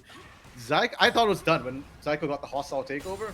Perfectly under turret, but Levitate was like, nah, I still got this. Nah, we can still win. He didn't, but the idea was there. Hey, listen, they won the 2v2. True. They didn't win what happened afterward, but they won the 2v2. And there's no accounting for Darkwings at all this series, apparently. That man is just right? nuts. If you just play in fear of Darkwings all game long, you're never going to get anything. True. Now, the question is whether anybody can get away without suffering from Darkwings punishing them on any sort of play. Bot side turret did go down. That does open things up, and we're now seeing Sushi and Zyko go to that safer mid lane and Darkwings into the long lane. And I think Darkwings fancies his odds in a 1v2 in a long lane. I'm actually more worried for Levitate and Mixture in that matchup.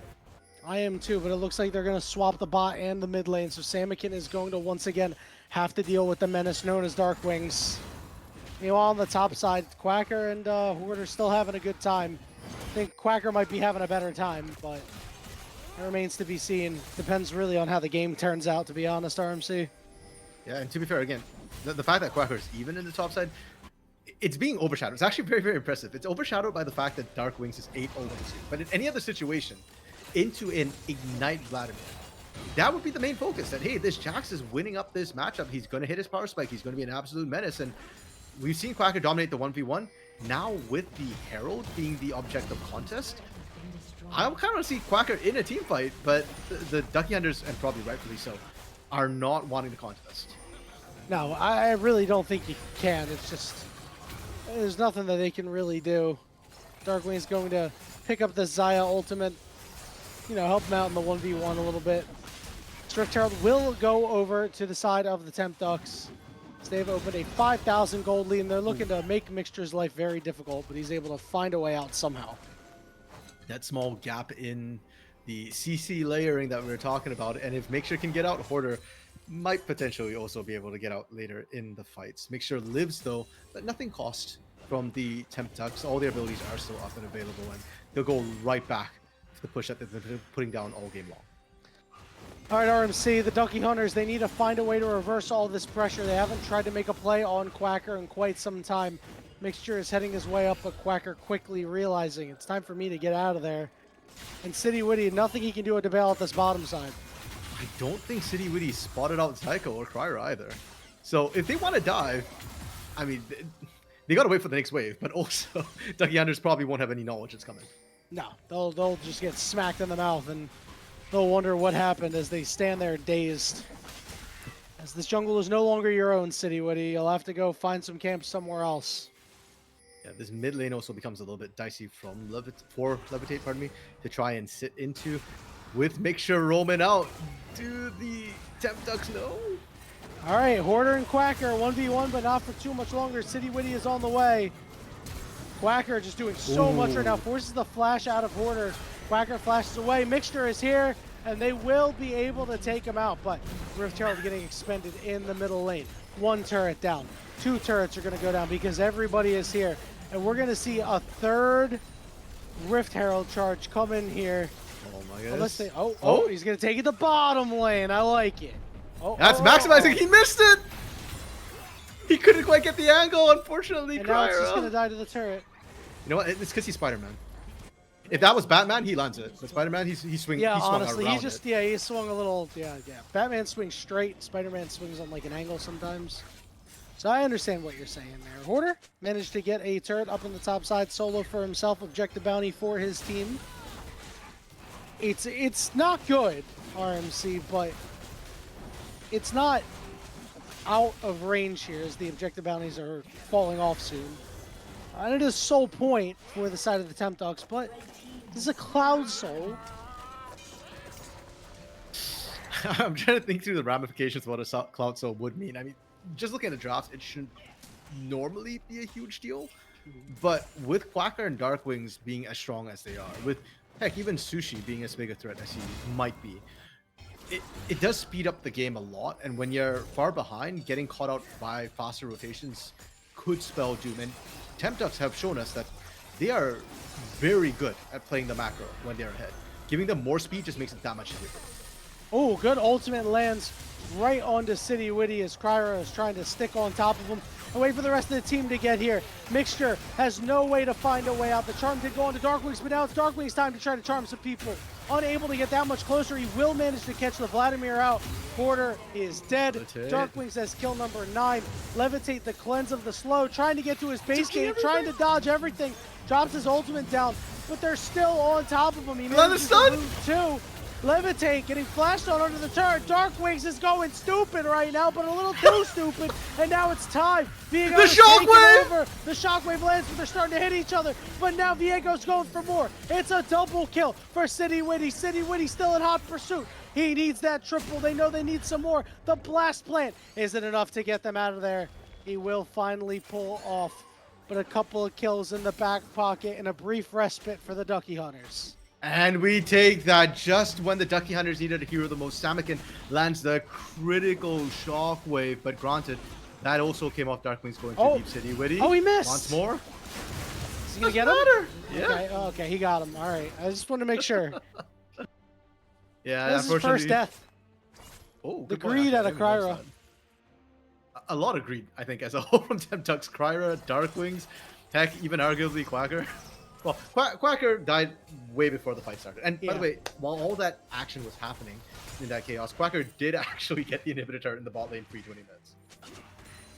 Yeah, and you know what? It just makes life much harder for the side of the Ducky Hunters because now you're just with an exposed inhibitor on the bottom side of the map. It's like the one that you really don't want done, right? Like, because if that inhibitor falls, now you have to try to balance the super minion wave plus a Baron. And Orianna clears super, I think, a little bit better than Vladimir, but not at this stage in the game. No, and not without a turret for safety. We already saw Yep. Samikin get dived multiple times in the mid lane by Darkwings and Cryer, by Darkwings and Zyko, by Darkwings and Quacker. You know, like, now you've got an exposed inhibitor. There's no turret to protect you there. That's open ground. Quacker, Darkwings will devour you whole. Hoarder is kind of struggling as well in the 1v1 on open ground against Quacker, who has completed 2 items to boot. So nobody can really answer the bot side. And Yanni, the ignite that Hoarder took for lane didn't work out. That's one less TP, one less macro tool for the side of Ducky Hunters to use. So for the Temp Ducks, that bot side inhibitor, that's juicy. That's territory that they should be fully in control. Temp Ducks salivating at the thought of knocking that one down. They're going to send Dark Wings down there because guess what? His teleport's up. So why the heck wouldn't you? 10 stacks on a Medjai's right now. 2.5 items. He's got his Zonia's, not the Zonia's, but the Seeker's Arm Guard available. It's going to be hard to take this guy down. Yeah, he did lose a whole bunch of stacks in the Medjai's though. He did. I don't think he hit 20. Wait, he used what, 10 or 15 on death? 10 on death. 10 on death, so he didn't have it fully stacked yet. Yeah, he wasn't 20. quite there yet. If he was fully stacked, I think he would have actually just lived. I don't know, he went I'm not really kidding. deep, man. Fair. There would have been a better chance for sure. And now with Darkwings actually finally hitting the wave and pressuring up, you're seeing the rest of the Temp Ducks just go straight for the. They've got great vision set up as well, so they know that the Ducky Hunters are not in position to stop this just yet. Yeah, and why wouldn't you start this up? It's going to be really hard to stop you. Down to 5,000 HP. Teleport coming in from Orianna. Sushi is off to the side. Going to drop the ultimate down, but misses. Samikin trying to find a way in. Shockwave would be really nuts here. It's not used yet. Look on the side. Here we go. There's the opportunity. Samikin looking to do as much damage as he can. They do manage to take out the Varus, but guess what? Everybody else is falling behind you because Dark Wings joined the fight. Mixture going to try to get back with Hoarder. Flash away, but the rest of the team in hot pursuit. I don't know if Mixture's going to be able to survive this one. He will manage to get over to Hoarder, but he's still trying to get away, and he can't. Hoarder still there. Samikin just getting a QW combo, and it's not going to be able to save your Vladimir because they're going to dive this turret real hard. Darkwings continuing to lead the charge. Is everybody falling apart on the Ducky Hunters? Stasis even managing to avoid that second tick of the Hemo Plague, so Darkwings coming out pretty darn healthy. And you know what? Respect the Ducky Hunters. I think that's the right goal. In that situation, you wait for them to go for Baron, you go for the instant collapse. The TP from Samikin gets him in position as well. They got it down to a 50-50. It wasn't a clean secure from Cryo. It was Sushi who ended up actually securing Baron at the end of that as well. And if the goal was closer, maybe you win the fight. But as it stands, we are now staring down a just shy of 9k gold lead in favor of the Temp Ducks with Baron, with a hyper-fed Silas, who once again has hit 20 stacks. Yeah, I mean, you take the best fight you can, right? You know what Baron can do to players and get them lower, reduce the damage they deal, increase the damage they take, stuff like that. It's essentially the only time you're going to have an extra champion nearby that everybody also wants to hit. So I respect it. I think it may have been the right call. But this dragon getting secured, that is a clean soul sweep for the side of the Temp Ducks as they're looking to put this one away, RMC. They've been making clean calls, right calls all game long. Now, can they do the one they need to close this out? Oh, wait a minute, Kyra taking a lot of damage. Root going down. They're going to target out City Witty here. Gets dunked. Darkwings over the wall. He's going to heal up quite a bit. He's going to be able to take out the Vladimir before the Hemo play can go off. And now he's looking for City Witty next. Darkwings continuing to lead the charge. Levitate off to the side, trying to sequester him off. Scondiv Duck does not quite land. Quacker will be able to claim that kill onto City Witty. And they are just infesting the base of the Ducky Hunters. RMC, these teams look very far apart after this game. Really impressed with the Temp Ducks early game. Darkwings is going to back and teleport his way back in, as the rest of his team are going to look to end this game. Mixture and Levitate, the last two alive, just trying to stake their claim and do what they can. Levitate drops his ultimate, flashes into the fountain, but is just stuck there, man. Hoarder is back up. The Nexus turrets are falling, and that will do it here for the first 3 block of the Sido Path2Pro 2024 Combine, RMC. They're still having fun. They're just diving turret, trying to pad those kills as much as they can, but it will go down. Final 9:24 in just over 25 minutes, Yanni. And we said in mid game, the Temp Ducks, they've been improving so much throughout this 3 block. Their learning capacity is amazing, and they've just got faster and cleaner game after game. Yeah. And unfortunately, in that game, it looked like the Wow. Ducky Hunters just kind of rolled their ankle out the gate. I mean, this is a large gap. And in the mid lane, I mean, Dark Wings is doubling up the damage on Samikin there. Samikin not able to get his feet off the ground that game, except for that one fight in the mid lane where he was knocked up about 20 times. And credit to Salmon, considering he ended up, I think, going 1-5 coming out of laning phase, or 0-5, something like that. He still did the second highest damage on his team. Like, he was still trying to find relevance. Unfortunately, when you're just that far behind against somebody who knows how to snowball the game, it is just nigh unplayable. But props to Samikin individually for being able to come out of that. I don't know. I feel like part of this was draft diff coming through for Ducky Hunters, that they didn't really have a good comeback mechanic. But Temp Ducks, man, like individually, Quacker, Dark Wings, the solo laners did so incredibly well this game. Sushi and Zyko as well on the Vers and Renata. The numbers won't show it as much, right? Like the KDA is not going to be looking as fanciful, but let's not forget they had almost full control of that bot lane throughout the entire laning phase. Yep, it was a pretty good game coming out from the Temp Ducks. And we'll be seeing Kryra in the second block, actually. He'll also be on Team B. Team names to be determined. Heck, they might not even have any team names. But we got to get things situated because that's slated to start in about 20 minutes or so. But you know how esports can be. Some things never occur on time. Gordo and Quacks will be taking over for myself and RMC on that one. So we want to thank everybody for watching the first block of this event. And we hope you stick around for the second block that'll happen in just about 20 minutes. Gordo and Quacks, once again, going to be taking you guys from there and hoping that you enjoy the rest of the games tonight. See ya.